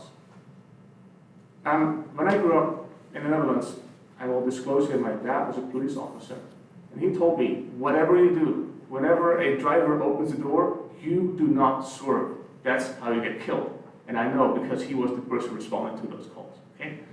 In the US, unlike in Europe, cars are not actually engineered so that doors will crumple and bend along with you as a cyclist. We don't design cars here with any consideration for safety for people outside of it. The door zone is a massive concern. I can't tell you how many times I almost got to work. We all are humans. We make a mistake. It could happen to all of us. We should all mirror, and we don't. This is the #1 concern about having a bike lane right there. We get the building from fresh. So if we have to store parked cars, let's make them be useful, and let's use them as a barrier so that the cyclists can go on the outside, protected by the cars. Almost on road. Car load is real. There is a real barrier to the road shift. This vehicle, the car zone concern is a real one. We can here actually use the engineering to accommodate for the fact that both our cars and our driver behavior are something out of our control. We can engineer that feature in as we lay out these grids. There is better bike lanes built in like Long Beach, Pittsburgh, Boston, like they all do it that way. Have the bike lanes away from the vehicles and having the parked cars in between. We have a blank slate here, we should be able to do that. I mean, those are things that, make simple measures that I don't think add cost, that would actually make some of these concerns of the street grid within the development a whole lot simpler. There are, final note of appreciation here, I'll say, I've noted the fact that there is a continuation of the shared use path and the connectivity. I think that's really important. I think these two are attainable, need not add cost, need not be more difficult to implement, but would help encourage not just the safety, but also the comfort of the people who we say we want to make. I can provide the list to the city if they want to have it. This was not written in the form of a petition that we can all say nay or yay on. I think there is a lot of improvement here, and I think the more improvements we can see, the more people might find it to support when this comes to the voter at the ballot. And with that, thank you, Ruben. Thank you, Mark. Is there any other discussion from Nick? Yeah, just one quick follow-up on that. Some of the people up here might know this better than me, but I would imagine that a lot of these things our design features are happening because we're optimizing for low LOS. And so just questioning, I don't know if this is used everywhere. I mean, there's a reason why the state moved away from LOS requirements, right? So, yeah, just that. In terms of I don't know, with other projects as well, maybe just seeing what we can do to pivot away from those kinds of metrics. Yeah, actually, I think, we're looking at LOS because that's the general plan standard. Ryan, if you want to just kind of address that, why we're looking at that. Yeah, so we're comparing this project against the policies that we have in existing city documents, the roadway standards, the general plan. Our general plan still has level of service as our metric of essentially roadway performance. And you're right, it's a measure of congestion. CEQA and the environmental impact report process no longer uses level of service. They switched over a different metric called vehicle miles traveled, which looks at essentially the total road miles generated based on different scenarios. Can I comment? Like, LOS is very important, especially when we're talking about specific transportation infrastructure, right? So if we know that the intersection of Cobell and Pole Line is, F, far beyond F, and it's like, oh, well, we know as a transportation commission that this is going to be an issue, right? So I'm not. Yeah, I acknowledge that's important, but I guess just a lot of this conversation is getting at how to make mode shift happen. And if we're optimizing our roads for optimal vehicle throughput, that's just never going to happen, would be my kind of counterpoint to that. Yeah, so that doesn't mean that I would suggest that it's preeminent, but so for instance, everything probably gets boiled down to dollars, right? And if we we have $1 million that can add a class 1 bike path or move this intersection from F to D, or, that's where we would hopefully have input go, hey, let's put that towards something like Mark is talking about, something that increases the mode share. So I'm not saying LOS is preeminent, but I think it's a very important metric because then we look at the impacted areas to get a better sense of what might need attention. Yeah, I see your point. And I'm not as familiar with whether there's another metric. I mean, obviously the state metrics use VMT, whether that's appropriate in these sort of scenarios. So yeah, it's just sort of a general comment that, just how we can think a little bit differently about how we're designing things. I think that's maybe one thing at play, just how to de-emphasize that as much as we can. But I mean, with those caveats. Eric, did you? Yeah, I'm sorry, thank you guys. I think I understand what you're saying, Nick, and I have the same feeling. We hear a lot of public comment about how much impact this is going to have on traffic. And so, if I was a developer, I would be thinking, oh, well, I better try to address traffic. But if we really are mean the things we say, we shouldn't be addressing traffic. We should be coming up with alternative solutions for getting around, like making a better e-bike system,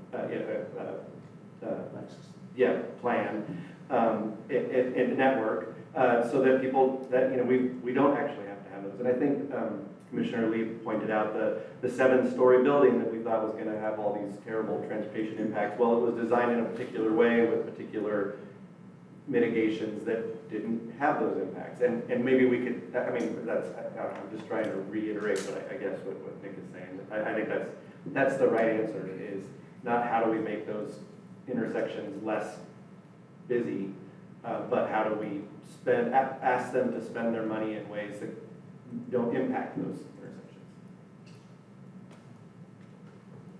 Is that right, Mark? Am I getting that about right? Yeah. Mark? As a reminder, half the trips that we take are under 3 miles, right? Like we can, and no, not every trip. Like, we're gonna have cars. Like I just encourage us to just be a little bit more ambitious and use examples of places that have done this well. We're not reinventing the wheel here. And like, maybe this is a comment for here. Can we do level of service for cyclists and pedestrians? Yes, absolutely. There is methods that are in place for what's called multimodal level service, where if you do a bus bypass lane, for instance, all the persons in the bus, experience less delay because there's a bypass lane. So yeah, that is done from time to time, for sure. Okay, we're approaching 9 o'clock. We still have one more agenda item on a similar project. I will kind of make a lame attempt here to try and summarize some of the things that we discussed. And then I'm open to input or changes on this. So I think the one thing that we all had concerns about was a greater commitment for the over-under-crossing, the grade separated crossings related to the project, and making sure that that commitment was there, and possibly there was some conceptual presentation of how those would be achieved. The other one was concerns and considerations for ingress and egress into the project, and the various safety concerns, and maybe some more analysis on that.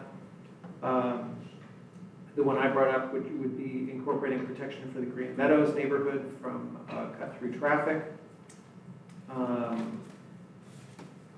This is a little bit beyond the project, but I think it came up a lot, which was neighborhood connectivity. So I mean, definitely the connectivity of this project to surrounding developments. I think ultimately looking towards a greater,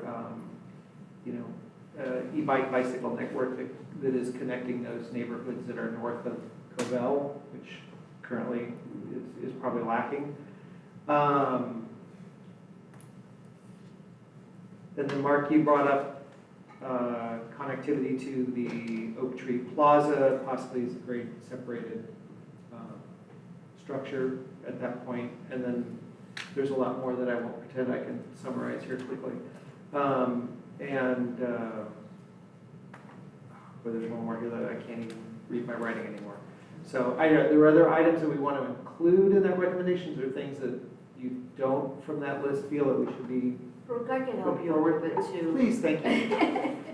So we had, think about who we're building for, better design to encourage biking, walking, transit. There was concerns about connecting Village Farms to the cannery and suggesting only a fire or transit connection. Trips are not contained within the development, and it's predictable that we're going to create a lot of car trips. Lots of places to ride an e-bike that are nearby. And then Mark talked about if we connect by vehicle, make it hard, easy by bike. We're missing that connection, as you stated, to the Oak Tree Plaza Shopping Center.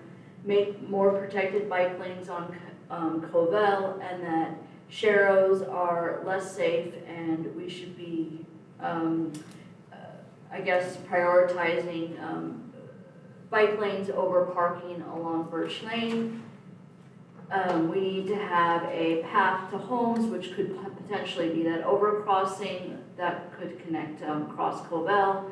And then the local street layout, we don't need that much parking. What about just parking on one side with cycling facilities on the other side, and more bike lanes out, and locate bike lanes outside of the door zone? Thank you. How are Grade separate crossing. Grade separate We- crossing details. we discussed that first? That was the first item. Thank you. Is there anything? So is the commission comfortable with those items in terms of recommendations that we would put forward? Okay, I will take that. Your silence is acquiescence here. What I would suggest at this point, we do need to take a vote on whether to continue the next item, because we are well past 8 o'clock. Someone who would like to make a motion to continue to consider the next new item on our agenda? So moved. It's been moved. Is there a second? I'll second that. It's been moved and seconded to continue the meeting to our next agenda item. All in favor say aye. Aye. All opposed? Passed unanimously. We can just take a short break. I know Brett's watch said he has to stand up. We'll just take a short break, and then we'll reconvene here in a few minutes. Okay, we are going to bring the meeting back together now. We are going to be addressing item C, the Willow Grove project. transportation features and conditions. And with that, I will turn it over to Brian to introduce this, and I imagine introduce John again. Yeah, I'm here to introduce John again so we can talk about the Willow Grove project. Again, this is really looking at the traffic study for this one. A little bit different because the draft EIR is not out yet, and you're seeing it closer to the beginning of the process than the end. Great, thank you. Okay. Good evening again, Commissioner. Oh, thank you. Good evening again, Commissioners. Tonight, I don't need to spend 15 minutes because this is very similar, geographic type of project, similar issues, things like that. So even though I have a lot of slides set up, we're not going to have to go through all of them. There is a little bit of new information. And one topic that I wish that we had moved up earlier into the presentation was having to do with fair share and who pays for what. And so there's some questions about what happens with both of these projects. If they were both built, like what does the traffic look like and things like that. So we're gonna get into that. So again, same sort of agenda as before, but it's gonna really focus on what is going on with Willow Grove. So let me talk about the Willow Grove project land uses and access. Bit of a smaller project, 1,250 units, still good size in terms of acreage and land use. Parks, 5,000 square feet of retail, daycare center, potentially room should there not be a fire station at Village Farms, room for fire station here from what I've been told. In this case, there's just 2 points of access, right? A westerly access, which is the fourth leg to the signalized Covell Boulevard Alhambra Drive intersection. We'll get into the details of that in a minute or two in terms of geometrics and things like that. And then the easterly crossing will be, as you can see in the bottom right corner, a right in, right out crossing just to the west of Harper Middle School, as just outside the view right there. But so 2 points of access, nothing to the east, nothing to the north, nothing to the west, which the applicant may wanted to discuss a little bit more as well. With the app to the west is the Palomino Place. So as far as access to the project goes, from Covell Boulevard, at the signal, a fourth leg will be added at Covell and Alhambra.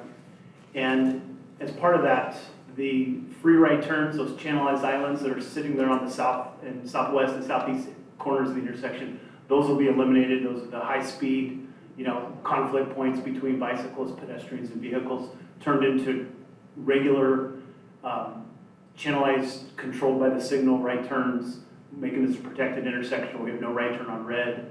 Crosswalks will be added across Covell Boulevard on both sides on the west leg and on the east leg of the intersection. Bicycle detection for bicyclists who want to, cross Covell Boulevard at grade. So that's basically the access. There's also a undercrossing just to the west of the site, out of the view of the picture, that existing undercrossing that students, riders use today.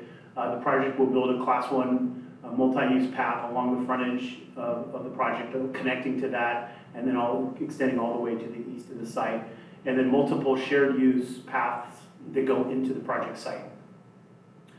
Another attribute of the project is right now the nearest bus stop, there is one to the south on Alhambra, but there's the nearest one along Covell Boulevard is on Wright Boulevard, Wright Street, several hundred feet away to the west.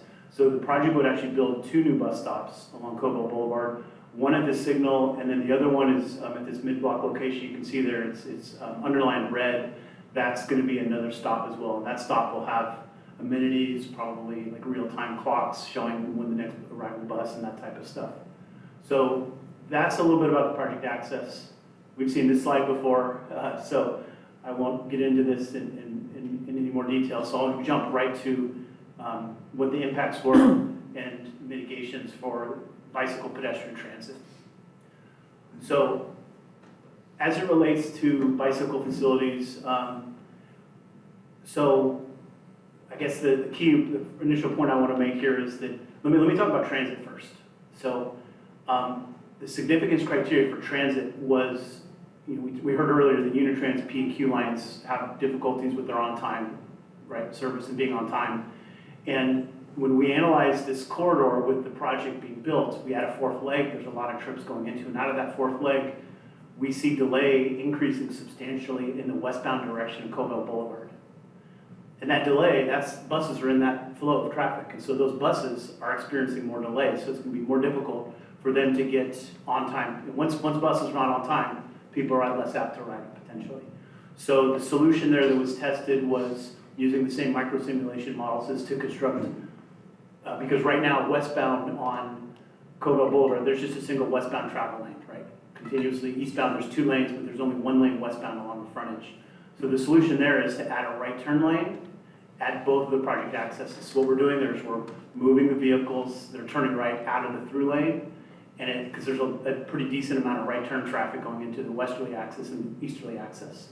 And that results in the travel time increase being less than 30 seconds. And when you think about the overall time around the PQ route, almost an hour, for the whole cycle time, it's really not that much. So, but when we add that right turn lane at the 2 westerly and the easterly accesses, we've now created a conflict point, right, between the bicyclists, going from the class 2 lane if they're continuing straight. So recommendation for the bike network mitigation is high visibility bike lane markings at the project access is very similar to what exists eastbound on Covell at the entrance to Harper Middle School.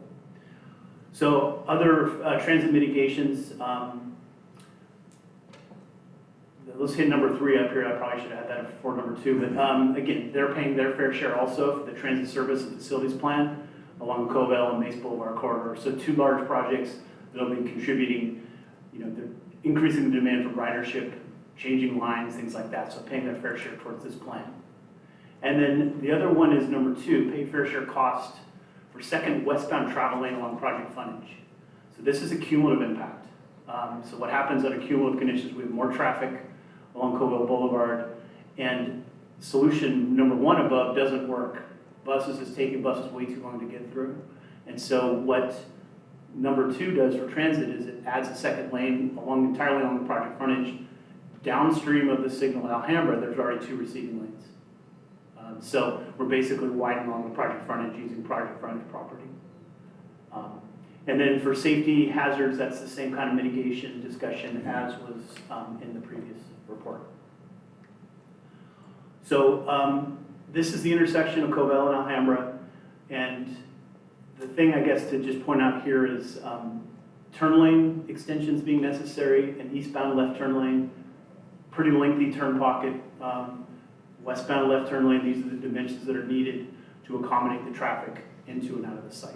And I know site egress issues was a topic discussed earlier. That may have been more from a fire evacuation perspective. This is intended from a CEQA perspective to not have traffic spilling out of these turn lanes and causing rear-end collisions with through traffic. So as far as the LTA goes, same sort of analysis as before. This project, again, to echo Commissioner Gillard, what your point about the level of internalization. Yeah, it could be a little bit better if there was more supporting non-residential uses. And so our analysis factors that in. So in this case, our total internal and external is, it's not 30%, it's in the 6 to 8% range because it's overall majority residential. You can see the vehicle trip generation here. It's less than the other project, but still not a small number of trips being generated.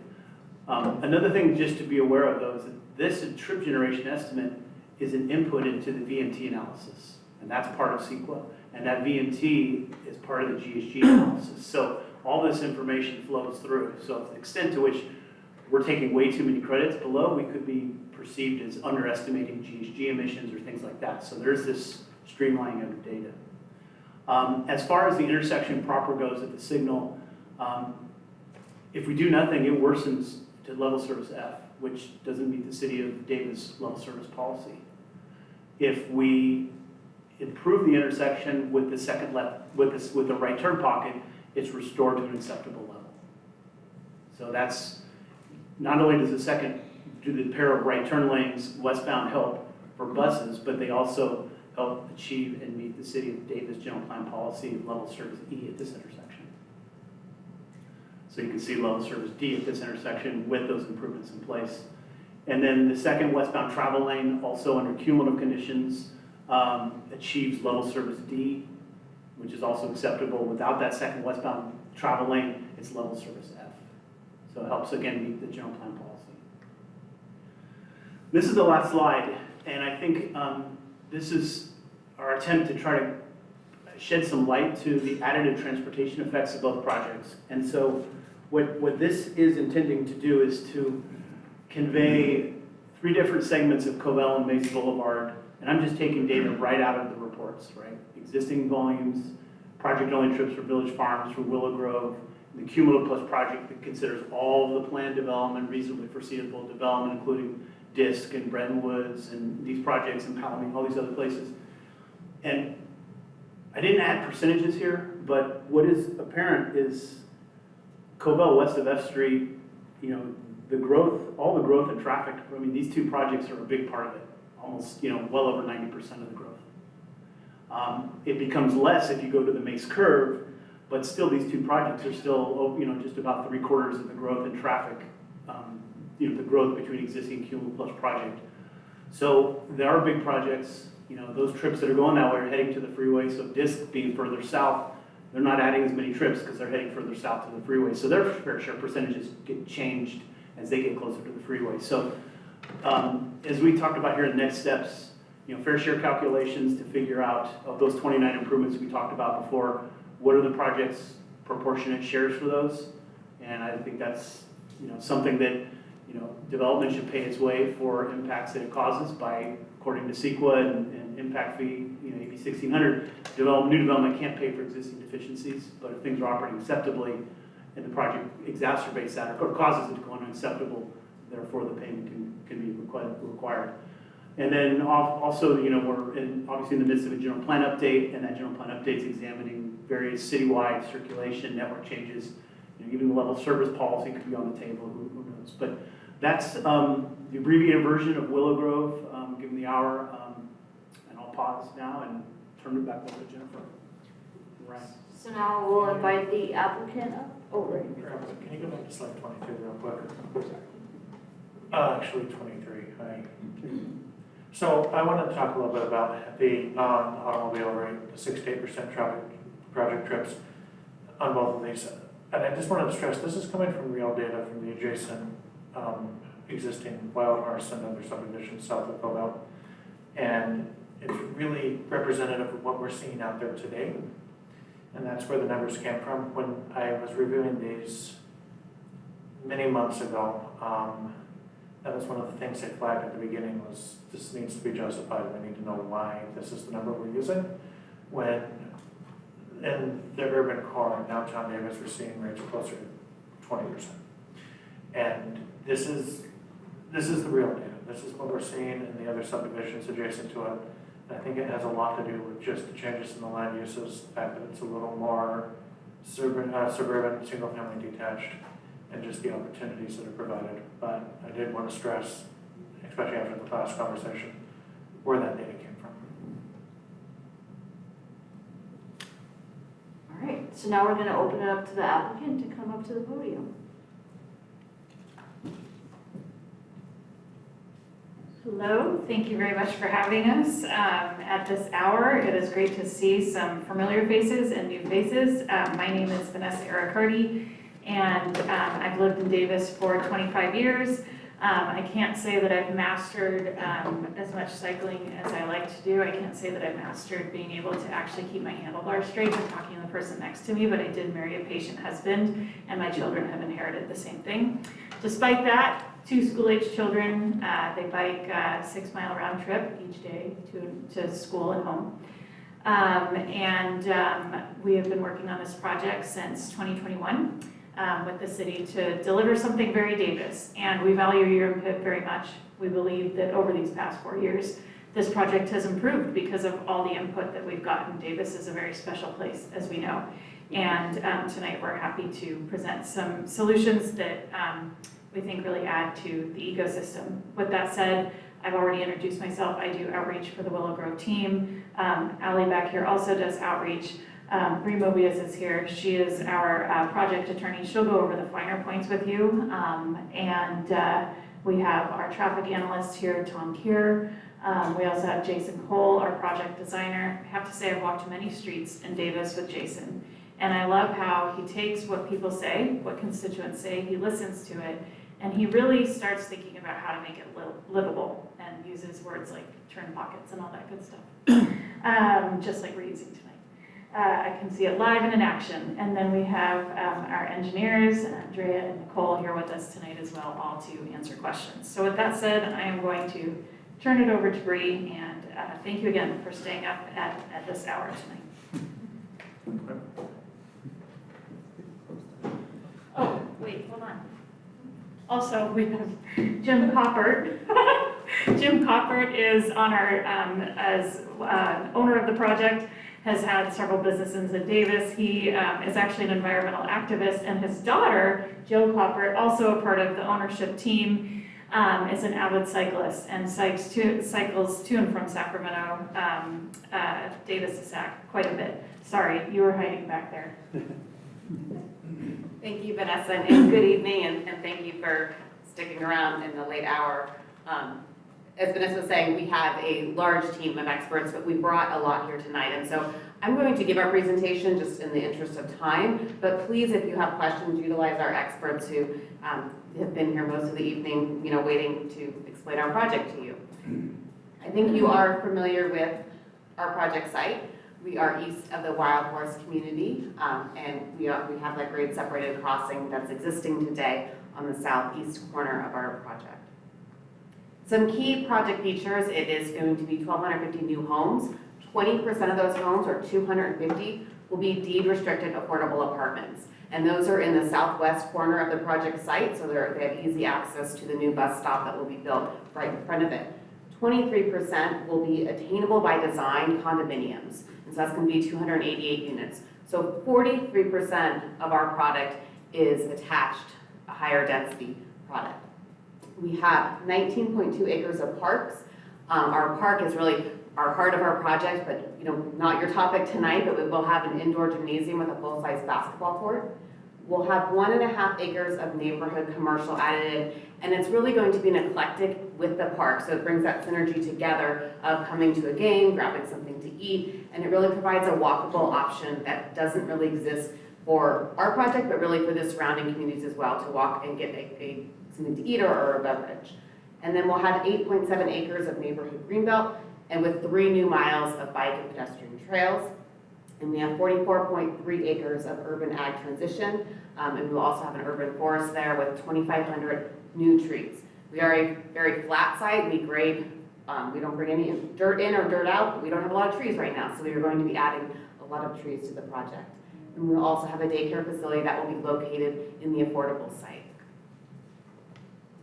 This is a very high level, just to give you a perspective. It might be your first look at our project, but we have been looking at it and working on it for a very long time with the city. So in 2021, we submitted a preliminary application and received feedback from the city. We also had community outreach meetings at that time and really took to heart what the community wanted to see and made project revisions. We submitted a formal application in 2022. Between 2023 and 24, we worked on our map, worked on the details of the city and the environmental project. And then 2025, we're here with you. We expect our EAR to be out hopefully in the next week or two. And what we are probably most proud of with our project is our tentative subdivision map. And we really consider this our commitment to Davis. So the Subdivision Map Act is one of the more archaic areas of California law. And the reason why is because when you have a legal parcel and you want to sell your property, you have to, this state and state law, make sure that you can create a fully legal parcel that can be passed down for generations. And so to create that, the Subdivision Map Act has a lot of requirements before you can actually create that. So we are proposing a tentative map that is part of our project now. That requires an in-depth analysis, which is why we have our engineers here today. They can tell you every street section, where our drainage is, and every detail of our project. Once it's approved and the city approves it, our final map, after we go and we put in our backbone infrastructure, has to substantially conform to the tentative map that was approved. So it holds us to what we say we're going to do, It allows the city to then say, you have to do exactly what you said you were going to do. It also expedites construction. So after voter approval, we're able to start getting grading permits and go start construction. We're not coming back for the tentative map after. Something as a project team we're really proud of, we are the first JRD ballot project in Davis that's ever invested and done a tentative map ahead of city council approval and ahead of voter approval. And if you air out, so this is actually created from our tentative map. It's an aerial view, but it's down to our landscape plan with every tree that's in our landscape plan, every road. This is, if you flew over our project, and then this is what you would see after it's constructed. And I mentioned our community park really is the heart of our project. I'm not going to highlight what the park part, but I tried to focus here on some of the transportation amenities of the community park. First is right below that circle there, there's an arrow, we'll have a new transit station. So that'll be centrally located for anyone to come to games, for practices, to come to the retail, and they'll kind of take them in through the heart of the park. We will also have a bicycling hub there with a bicycling repair station, a charging station for those e-bikes, Commissioner Hoosing, and also bike parking. We will have 215 parking spaces available. There'll be 11 EV chargers and at least 32 EV-ready stalls. And then we have been to the Recreation and Parks Commission. They did not have any feedback related to transportation for the park.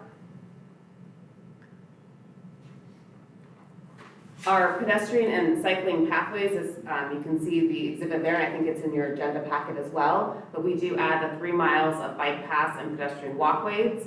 We have an external loop, a north-central greenway, and an east-west pathway. And so the entire property is intended to be accessible by foot. We also do connect to our west is the Wild Horse community. We have multiple trail connections to the existing Wild Horse Trail.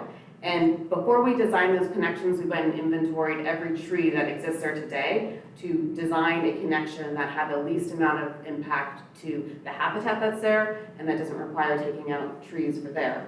And then up in the northeast corner, we connect to the existing Gill Trail as well, so we'll provide that connectivity. And then along Covell, we connect to the existing undercrossing and the existing routes there. And this gives you an idea, and Jason can speak to it as well, as how we tried to make this a very walkable community. Everything was designed intentionally with open-ended cul-de-sacs and pedestrian permeability, so that from any house that you're in, you can easily get to either the north-south spine or the east-west spine and be on a trail system and not be on the streets. And then we've also incorporated traffic calming throughout our design. We have roundabouts incorporated. You can see with the green circles there. The community park is located adjacent to East Covell to prevent people coming to the park from traveling through the community or through houses, that they're really just stopping there. And then we also have a 50-foot landscaped buffer from East Covell to separate the park and the children at the park from East Covell itself. And then you also have the parking lot, and then you would have the park amenities. We have raised crosswalks and speed humps incorporated to ensure pedestrian and bicycle safety throughout the project. And this is, I think, in your packet as well. It's a page of our tentative map. So this is our street sections, and you can go through and see, each street essentially how it would be designed. I would note that these are consistent with the city standards. So I think that I heard earlier the comments on kind of where the bike lane and the parking is. They do have that feature, which is what the city standards are right now. And for safe routes to school, so this is the existing undercrossing that would be the primary access point for children traveling to either elementary, middle school, or high school. And that is at the southwest corner of our project site. And then here we took, so the city has their existing safe routes to school maps. So we took the city's maps and added our project to it to show how we can connect to the existing safe routes to school maps. And this isn't printed in your agenda packet in full too, if it's too small on the screen for you. In addition to having the existing undercrossing, we will be adding 2 crosswalks. So one at Alhambra Drive and then one directly to Harper, so that if the children don't use the undercrossing that their parents probably will tell them to do, they still have a safe access point at 2 crosswalks.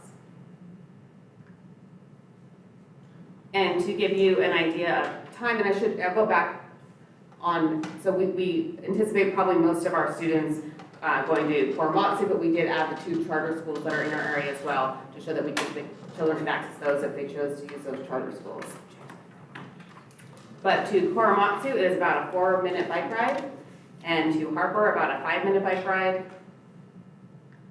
And then to the high school, it's about a 15-minute bike ride. For Unitrans and YOLO bus services, I think it was mentioned earlier, we will add a new bus stop at the affordable site, and then we'll add a new transit station as well. Our tentative map is also designed to accommodate an internal bus stop. When we met with Unitrans, they right now do not have interest in bringing a stop internal to our project, but if they were to change their mind in the future, we designed the street section there that we could accommodate an internal transit stop. And we also have a less than significant, and I think John Gard from Vera Piers explained that well, a less than significant impact on bus delays as a project. What I take away from the level of service conclusions, I think a significant aspect of our project is as a project alone, we do not cause level of service F on any signalized City of Davis intersection, any unsignalized City of Davis intersection, or any Yolo County intersections. So as a project, we are not tripping anything to level of service F. The one exception was at our entrance, and that's because we don't have an entrance to our project yet, but when we build that, and we have the right turn lanes, then it would not be level of service F. And so really, for most of our traffic mitigation is contributing that fair share, because there are existing conditions within the city that need to be addressed. And then when you analyze cumulative conditions, which looked at that entire list of projects, there are improvements that need to be made, and we'll be contributing our fair share towards all of those improvements. And so we really see our project as part of the solution to traffic for the city. We do not cause level of service F as a project, but we will contribute a fair share towards 24 intersections, including I-80 interchanges and ramps. And the fair share contributions provides funding for Davis to address existing and cumulative deficiencies. And we will help by collecting fees by having new residents come to the city who right now are living out and traveling in to the city. They're going to be living here now and then paying their fair share towards the improvements for the roads that they're already utilizing today, but they don't live here, so they're not helping pay for that. We will also internalizing the travel in Davis and capturing that amount, and it's really providing an opportunity because grant funding for capacity level service projects is getting harder at the state level, as you probably know, but BMT is the goal there. And then really, we are really trying to design to be a non-vehicle project. We can't make people not use their cars, but we've tried to design everything we can to encourage people to not use a car, to use a bus, to use a bike, or to walk. And that sums it up. That is what our retail center will look like there at the entrance of the park. But again, we have our technical team here. If you do have any technical questions, they would be happy to answer them. Great, thank you very much. So with that, I'll open it up to clarifying questions from commissioners. Are there any clarifying questions? James? So I have a couple of clarifying questions. As a project developer just presented, I think in the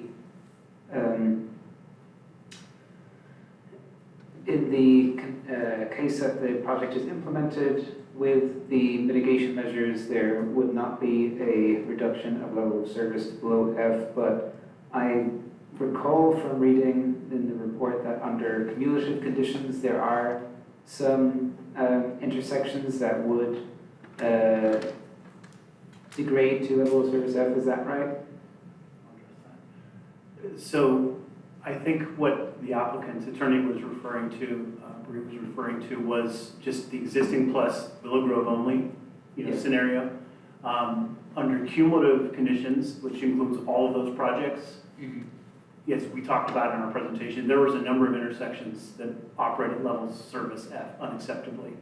And the identified improvements for which all these projects should be paying their fair share towards, improves, restores, lessens the delay to an acceptable level at the majority of those locations, but not all of those. Okay. So there is no cumulative no project scenario, so under cumulative, we can't really compare without Willow Grove and with Willow Grove. It's just there's one cumulative scenario that has everybody in it. It's basically Yeah. the sizing of infrastructure.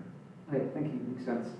And then I also had one question about some of the mitigation measures that were specified as not being feasible. In particular, there was one suggested measure to restrict the amount of parking within the development, and I can't exactly remember the details about why it was infeasible, but if anybody from the team can speak to that, about parking requirements within the development, that would be useful.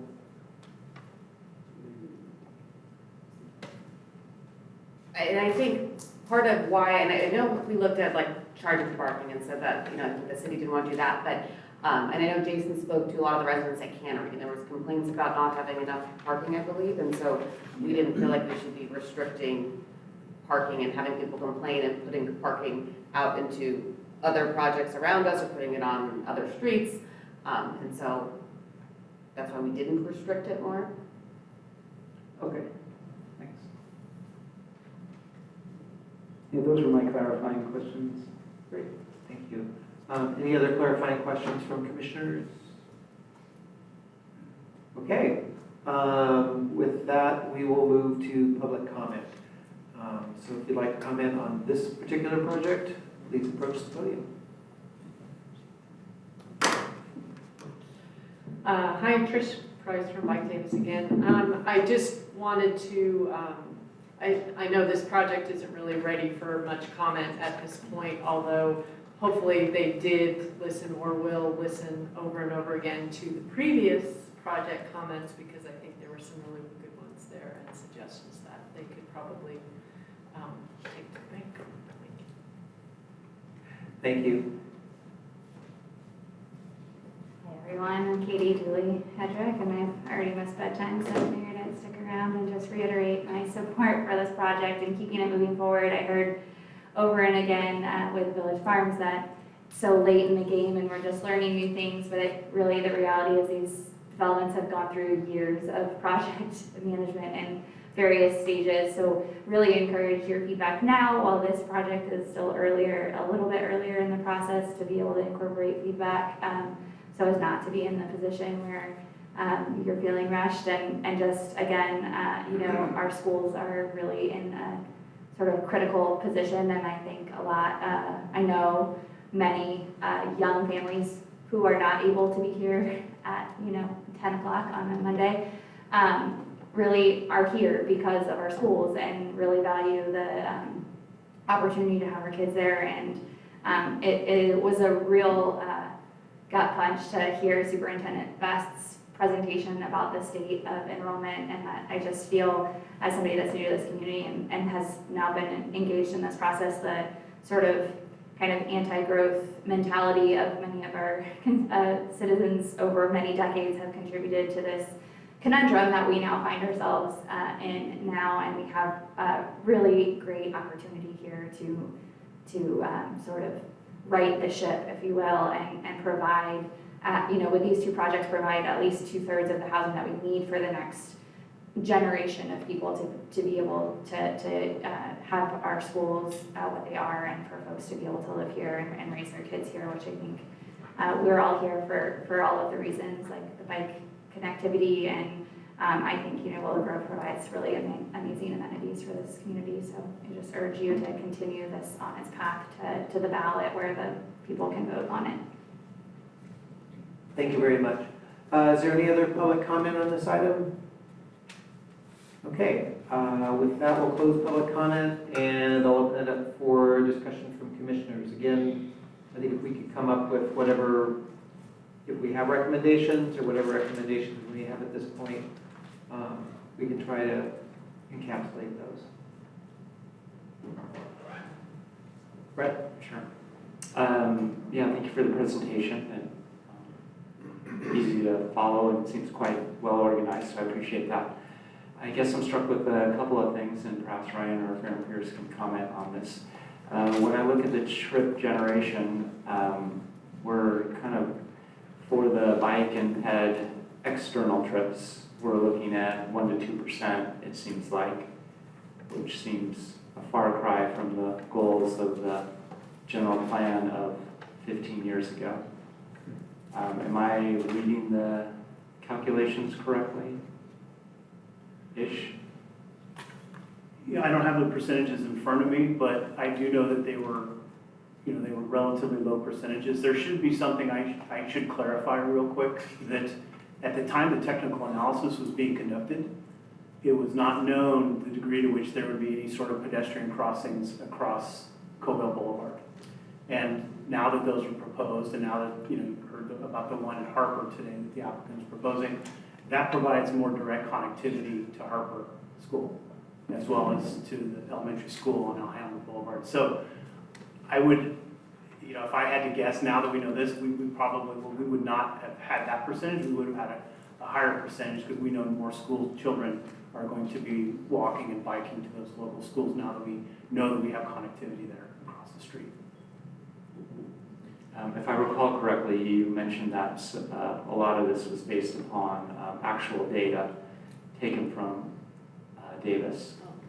Yeah, so. So this isn't anything negative about the development proposal. I guess I'm struck by the fact that as a community, we're sort of bobbing around at 2% of mode share by bike or pedestrians for exterior trips. I think it's a little bit higher than that. I'm looking at page 5 out of 7 for the traffic generation from the appendix. And the for the local census tracts around this, the American Community Survey was showing about a 6.7% bicycle rate, a 1.7 walk rate, and then 3.2 public transportation, which for a non-model share was 11.6%. And that's really what was perpetuated throughout this study for what we were assuming was going to be the. When I look at the trip generation document, the minus rows, it seems to be far less than that. Maybe while you're looking, I'll go to my comment about the development for the developer. Since it is early in the process, relatively, the layout, so imagine that our hopes come true, that there are a lot of families with school-age children there. As you you pick a random home and then you navigate how we would access the undercrossing, we're quite fortunate in that there's an undercrossing already there. It's quite a zigzag proposal. Was there any reason why, at least according to the map that I see, that there's only sort of 2 access points to the north-south spine that connects to the undercrossing? So rather than going, internal, kind of looping through the various streets, the idea that we just head west, hit the north-south connector, and then just drop down to the undercrossing. Yep, so maybe zooming in on the leftmost portion of that. I see a cul-de-sac with a little teeny kind of thread of a line, and then a little further. So I'm just, is it possible to have a more easy, direct route to that infrastructure? Great question. And just if we could maybe back up to the Greenbelt exhibit, that's probably the best demonstration of that. And we've emphasized this before, a lot of time and energy has gone into the design of this to really make it a Davis community. Yep, there we go. That's it. So we're fortunate enough to have the Wild Horse trail system and ag buffer that will become a paseo, ultimately a pedestrian paseo, on our west side. So we tie into that, and I think 3 or 4 different spots. So the idea is that you can still access that trail system that runs north-south and is almost a direct link to our undercrossing on that side. Then we have the overall loop that goes, so we kept the development south of the canal, which buffers the trail system that's on the north side of the canal, so that loops around. Then it ties into our ag buffer, which has a trail system on our eastern side, so we're creating that loop. And then what we've done is further subdivided it, so to speak, with pedestrian ways. So we basically crisscross it. So we create a 100-foot wide average green belt that runs right through the center of it. We minimize street crossings, so if you were to just subdivide it and grid that system, you'd end up with kids crossing a dozen streets. Right now, they're going to cross 3. So there's one street at the north, there's the central street, the central green street would be another crossing, and then the crossing north of the park. So basically, we're reducing those street crossings, those intersections, and just making it purely pedestrian through that, and it's very wide too. So the idea is all those cul-de-sacs are open-ended, so you can access from a cul-de-sac, or they're single-loaded streets, which are also permeable. So basically, that entire edge is permeable from a pedestrian standpoint. So the idea is you can either head to the west and get on the Wild Horse Buffer. You can access, if you're midway, you can access your central green belt and head north-south. So unfortunately, I can't quite see what you're referencing. I have that pulled up on my screen, one of the diagrams, but so you're saying on the western edge, yeah, there are, perhaps you can use like just. This is better for me, I'm used to looking at maps. So we've got a connection. So we've got our trail system that's existing on Wild Horse. We've got a connection here north of the creek. We have a connection here at our central Green Street, which also conveniently ties into the park that's in Wild Horse. We aimed at that. And then we also have a connection here, I believe here. And then we tie down at this point. So the idea being you can access through those 3 spots and then head north-south. And we had more connections in there originally, but due to the fact that there were trees and habitat and things we needed to try and avoid, we surveyed the entire area and reduced our trail connections in there simply from the standpoint of reducing impacts to habitat. Okay. Sort of rationale. Yeah, thank you. Yeah, I hadn't noticed the one further down, so thank you.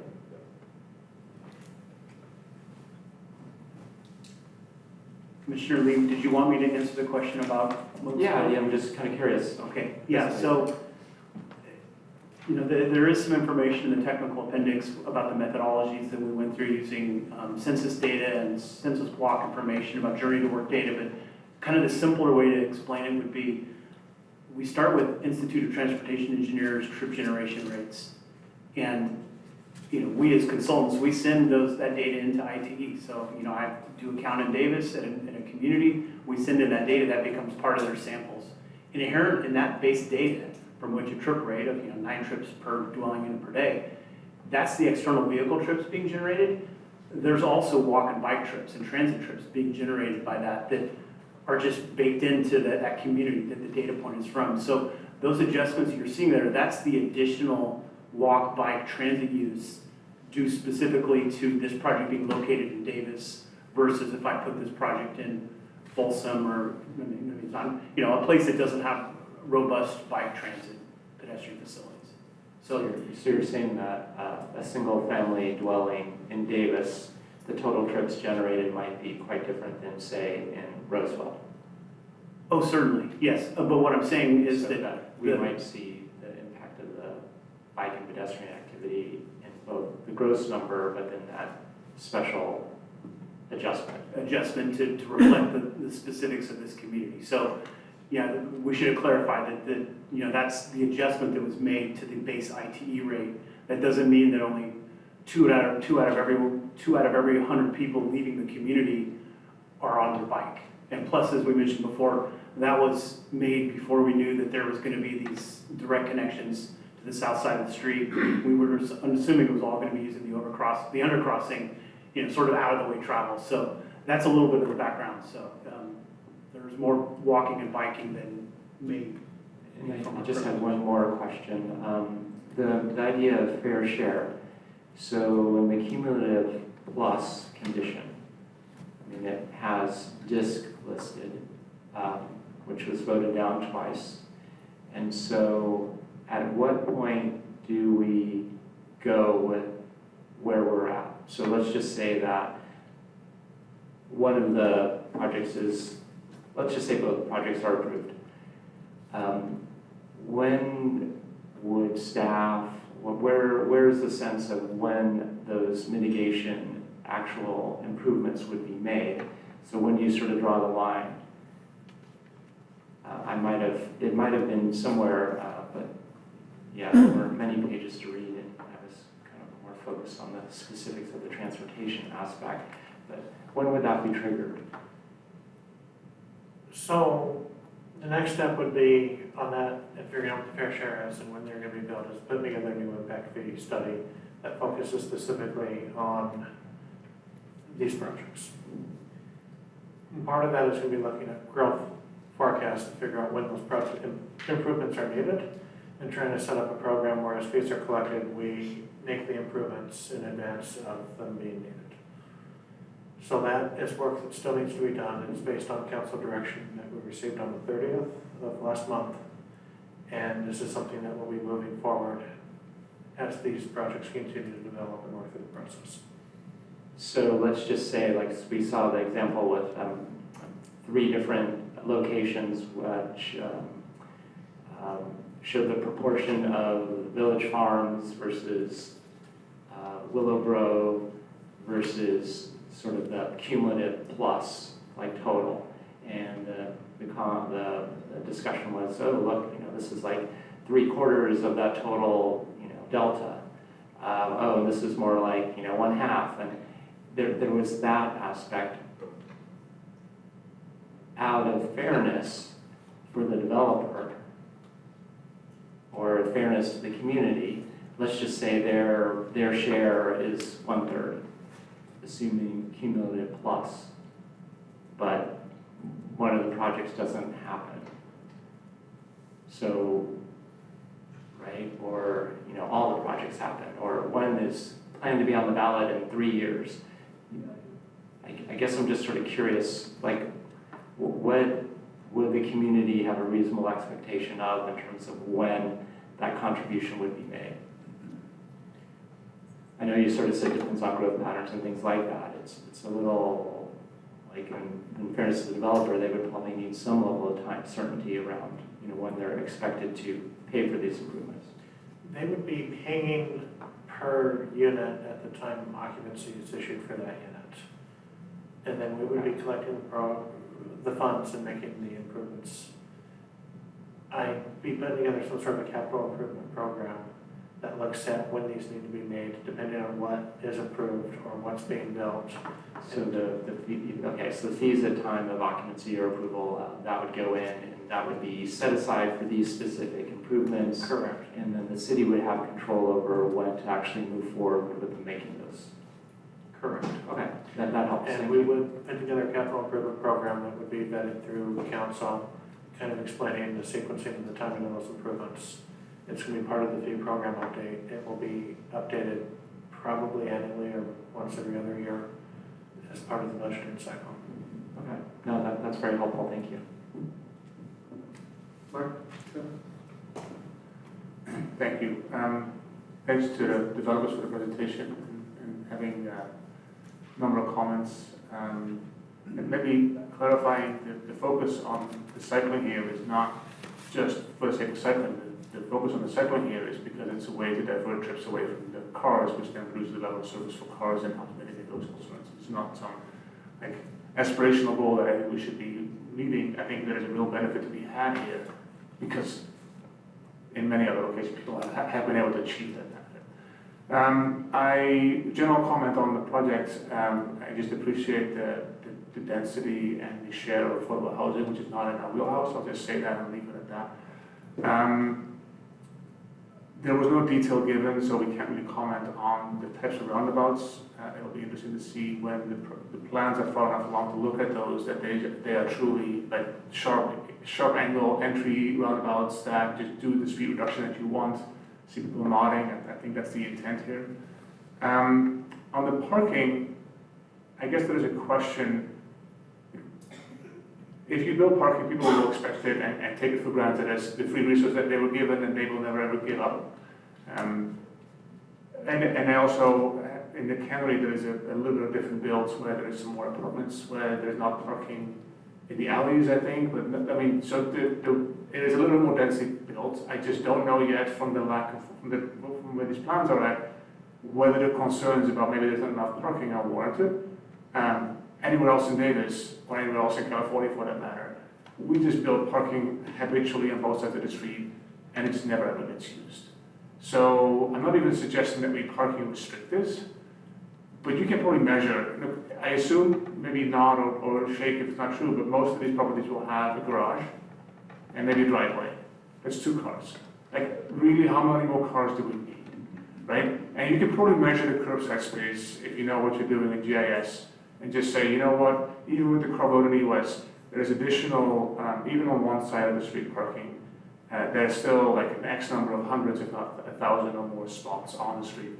And that's too many. We don't need that much, so let's use that land a little better. The rendering in front of us now, on the green space, I assume it will be used to also accommodate water runoff. Like space for storage of water when like there's like deluges coming our way. There's a climate concern here where you want to use these spaces to be able to store water when it comes down, like it might tomorrow, for the time being. The other comment I'll make, we get a lot on the Transportation Commission of comments from folks who are not appreciating having to share these beautiful paths with cyclists of different speeds. This is an opportunity for us to plan for what we know we want, and then also plan the spaces for the speeds of active mobility of different speeds, have them separate from bikes. You can do this by different colors of pavement to try and signal like what kind of use you want there, but maybe, and I hate to give up green space, even though this is just a lawn that's rendered, but create a separate space for the types of mode, because you do want to have your e-bike, your kids on the pedal assist bikes, 20 miles an hour, now it's 15 miles an hour, it's part of the discussion of the Transportation Commission, but you do want them to go there, so you want to create space for that. And just what I see back in Europe, sometimes these are just like crushed shell paths that strike me as totally like not high maintenance, and totally cheap to put in. Like whatever, I'm sure Ryan wants something to say about what the city standards are. I'm not even asking for something that is going to necessarily break the bank, but you want to build in this space now for the traffic. You can't design for the traffic you want, but for the traffic you have. This is an example. The same comments I made in previous development, less parking on the street, and please, please, please do not have cyclists travel in the door zone. I can't imagine it being very different in the construction cost. Put those bike paths along with the pedestrian paths, and both on the outside of the physical, like the landscaping features. And then have the travel lanes, and I would think one side parking, like separate from everything else. And then your lampposts or whatever else you put in there, you put them in between. Your active mobility separated from each other, and your vehicles. That's just going to make this so much better still. And then the final comment, I think, you don't have to worry about e-bike charging. You can't. You might as well not. 2,600 miles on the amount of charging that on a third of a car charger, on a car battery. 37 kilowatt hours on a big cargo bike got me a whole year from here to Washington, D.C. on a half kilowatt hour battery, meaning you don't have to put like community-owned infrastructure, it'll just plug in. That's another big benefit of just investing and expecting and signaling relentlessly that we need to do more of this, because you don't need any infrastructure for this, no panel operates, no additional loads that our colleagues on the Environmental Justice Commission or the Energy Commission have to worry about. It is basically a gigawatt hour of load, new load you don't have to put in, which makes it a lot easier on like the home building side, and the grid side, and the PG&E side. It saves me, even if my car was electric, it saves me $250 a year, which is a month worth of Yolo County energy bills you're not paying. And if you're focusing on deed restricted and affordable housing, these are the savings that actually matter for the people who you're aiming for. So that's one thing you don't have to do on my account. It actually becomes much easier if you mode share away a little bit away from the boxes on two wheels, that drivetrains. So I'm happy so that makes your job a little easier. And maybe final question, Ryan. You mentioned a workshop next week for the planning commission. Is that on both these projects or one project? It's just on the other project for the farms. So this, because it's a little less far along, there'll be, at some point, some of this will come back to us and we can continue to see how this develops and evolves and improves. This is the only time it's going to be coming to you. So then I'll make the final comment that it would have been so much more helpful to have an actual ER in place and released so that we could have commented on, again, much more of the details rather than having to hope and trust and assume it's going to be there. Many features I liked about this project, but again, if you bring it to a commission without all the information in place, we can only be so precise in our advice that we give to you. And with that, thanks. Any other discussion from Eric? Thank you. I'll make it pretty quick. One, I just want to second. I know that the idea of having dedicated facilities for an e-bike network or a more aggressive riding bike network that can separate from other vehicles, other pedestrians. I know that the city is talking about going forward trying to develop an ATP plan or an updated ATP plan, active transportation plan. And if I get any part in that, I'm going to definitely push for. I think that the city needs to develop for the transportation system that we want, not the one we have. And I think I love when Mark says that. So I agree with that 100%. The only other thing that I'm going to bring up, which I think I've brought up before, I do really like this project. I really like the fact that you guys are doing the subdivision map early, trying to, just like, so that the information, we know what we're voting on when we vote on it. I think that's really great. I struggle with the connectivity again, and I mean, like connecting to Wild Horse. Once again, this feels just like I'm playing Sim City, and look, I have a whole new little development. I'm just plopping here, and it's not connected to anything except for these two little areas. And I mean, I don't know if you do this or whatever, but run scenarios of a relatively fast-moving fire coming from north to south, and are all of these cars going to get out of these two roads at the bottom or not? And I just think I think that's a serious concern. I know we're not the fire commission, we're the transportation commission, but it scares me a little bit. I don't understand why, and maybe if I look at the maps right, I think maybe you have potential connectivity to a development that might get built to your east. Maybe some of these roundabouts, but to Wild Horse, and I mean there are some cul-de-sacs. I walk around there all the time. Used to with my dog, and like they could connect over, and you're just not. And it might be because of the Wild Horse agricultural buffer, or maybe there's some easement thing. I don't know. Maybe I don't know why, but like if there was just an extra out somewhere here or there, it just feels like we could create a more efficient transit system that can serve the communities north of Covell and relieve some of that traffic that comes down all the way to Covell to go over to go back up to visit my friends in Wild Horse, or vice versa, or even the Cannery. I don't know if that's just a suggestion. I'm not a designer. Both of these projects struck me as closed systems, and I don't think they need to be. I mean, I don't know why they are. Maybe you can answer that. I don't know. Sure. You could see it. You saw it on there. So you're correct at Wild Horse, it is habitat and protected habitat. So we're restricted there, but on our east side, you saw the two roundabouts. We are not proposing development, we don't own that land, we don't have any rights to it, and so we can't build a road to nowhere. But what we did do with the map is design it so that if it does ever develop there, or the city creates another parallel capacity path there, that we have two access points that would be accommodated, and our development agreement will provide that, we would provide that land for the city. And then also we're adding a crossing over Channel A for fire trucks.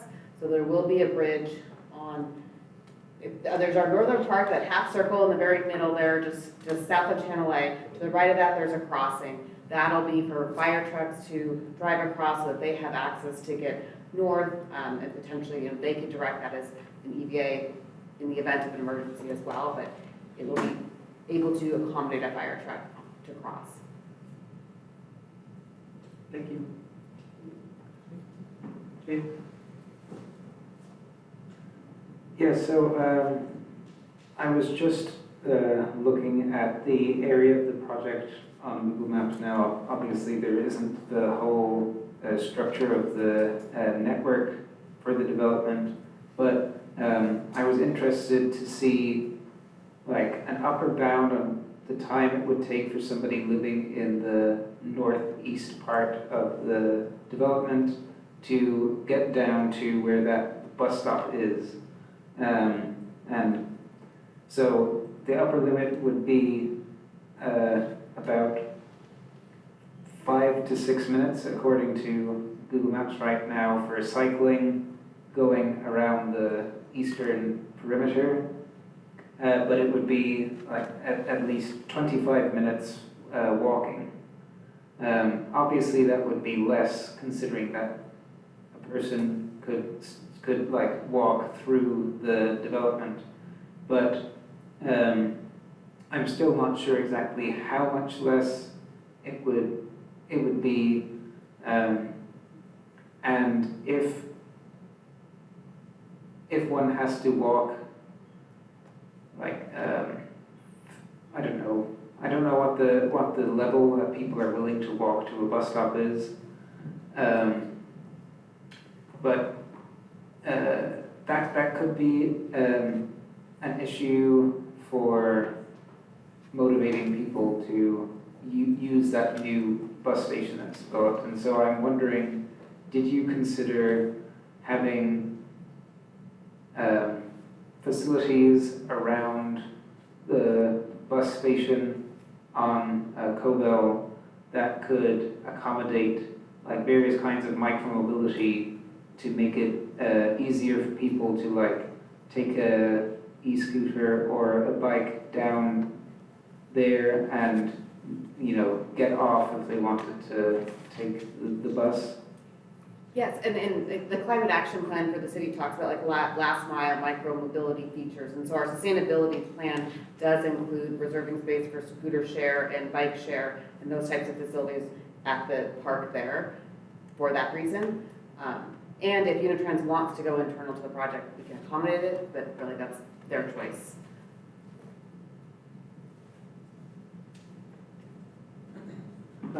Any other comment, Eric or Mark? Yeah, I'm sorry, I forgot one that is important to me. And that's, we talked about the crossings at Cobell, and you know, if traffic flows, it's a fast driving, fast flowing street. And there's always going to be concerns with an equal level crossing. And you already alluded to the fact that you only control so much about what your 13 and 14-year-old is going to do. And it's doubling the distance to Harper if depending on where the property they are, if you want them to go to the existing undercrossing. So I guess all we can do is advice, but the advice would be to rethink that. Because, I mean, this is a long straight road where people travel fast in cars. We've had lots of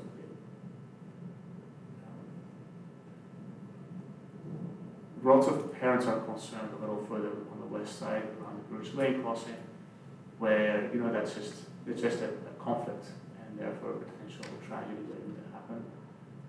And I know speed reduction is going to reduce the level of service concerns. So it's going to increase the level of service concerns for cars. We've talked a lot about today. So there's only so much you can do with grade level. And there's that related to this, mapping out the connection to high school a little better than just the way Google Map routes is now might actually help. I think there's safer routes that are not that far further. Particularly if we get a Village Farms to connect all the way across like was illustrated earlier. Yeah, those are actually very important, maybe the most important, and I was reading from my notes and I skipped over that one, my apologies. Great. Thank you, Mark. Okay. Let me see if I've gotten most of this. So consider a combination of e-bikes within the circulation system, and making sure that there's adequate space for different modes within that circulation system. Let me offer a friendly amendment here. Let's call it pedal assist. Okay. Right, because I think some of the other types of what we call e-bikes actually cause a lot of grief and anxiety. So if we are more precise in what we're talking about, these are just the pedal assists that are capped at 20 miles an hour, best case scenario. They are not usually the cause of people commenting to us or the city. I think we can specifically recommend that we develop with that. That's kind of. Okay. So developing for accommodating pedal assist with pedal assist devices within the circulation system. Mark, you recommended there was probably no need for the e-bike charging facilities, that those are probably not necessary within the project. Again, increased consideration for, consideration of increased circulation with adjacent developments, both vehicular and with bicycle and pedestrian. And then consideration of safety situations of at-grade crossings at Covell, and continue to look at the safety of those, and efficacy of those crossings on Covell. Were there any other items that we want to add to that list or take off that list from what we discussed? Okay. So I think those are our recommendations. I do really appreciate all the thought that has gone into this project and the presentation of the project, the exhibits, and showing just how this really connects with a lot of the surrounding area, the schools, and the internal circulation. I particularly appreciate that there was a lot of consideration for bicycles and the standards for the bicycles within the project area. So I think that makes this a very attractive project. So I would say those are our recommendations to pass on, and thank you very much for your presentations this evening. And with that, we will now move to item 7, which is our task calendar. Jennifer, can you move us quickly through the task calendar? I got it. Ryan, can you move us quickly? I can. So next month, we're going to meet, we're going to discuss the general plan update. We're going to get a status of where we are so far. And in December, we're going to go back to the Unitrans user data and kind of an update on the survey based on the conversation we had today. Great. And the subcommittees that we established are now approved, and they can begin. Yes, I'm going to start putting together some information, and I'll email the various subcommittees with the information I've got. We need to do a kickoff meeting. I'll try to schedule that. Probably it's going to be first thing tomorrow morning. Okay. All right, thank you. Okay, with that, I will ask if there is a motion for adjournment. Move to adjourn. Is there a second? Second. Any seconds? All in favor of adjournment, say aye. Aye. All opposed? Thank you all very much for your comments this evening and for all your attention to these projects.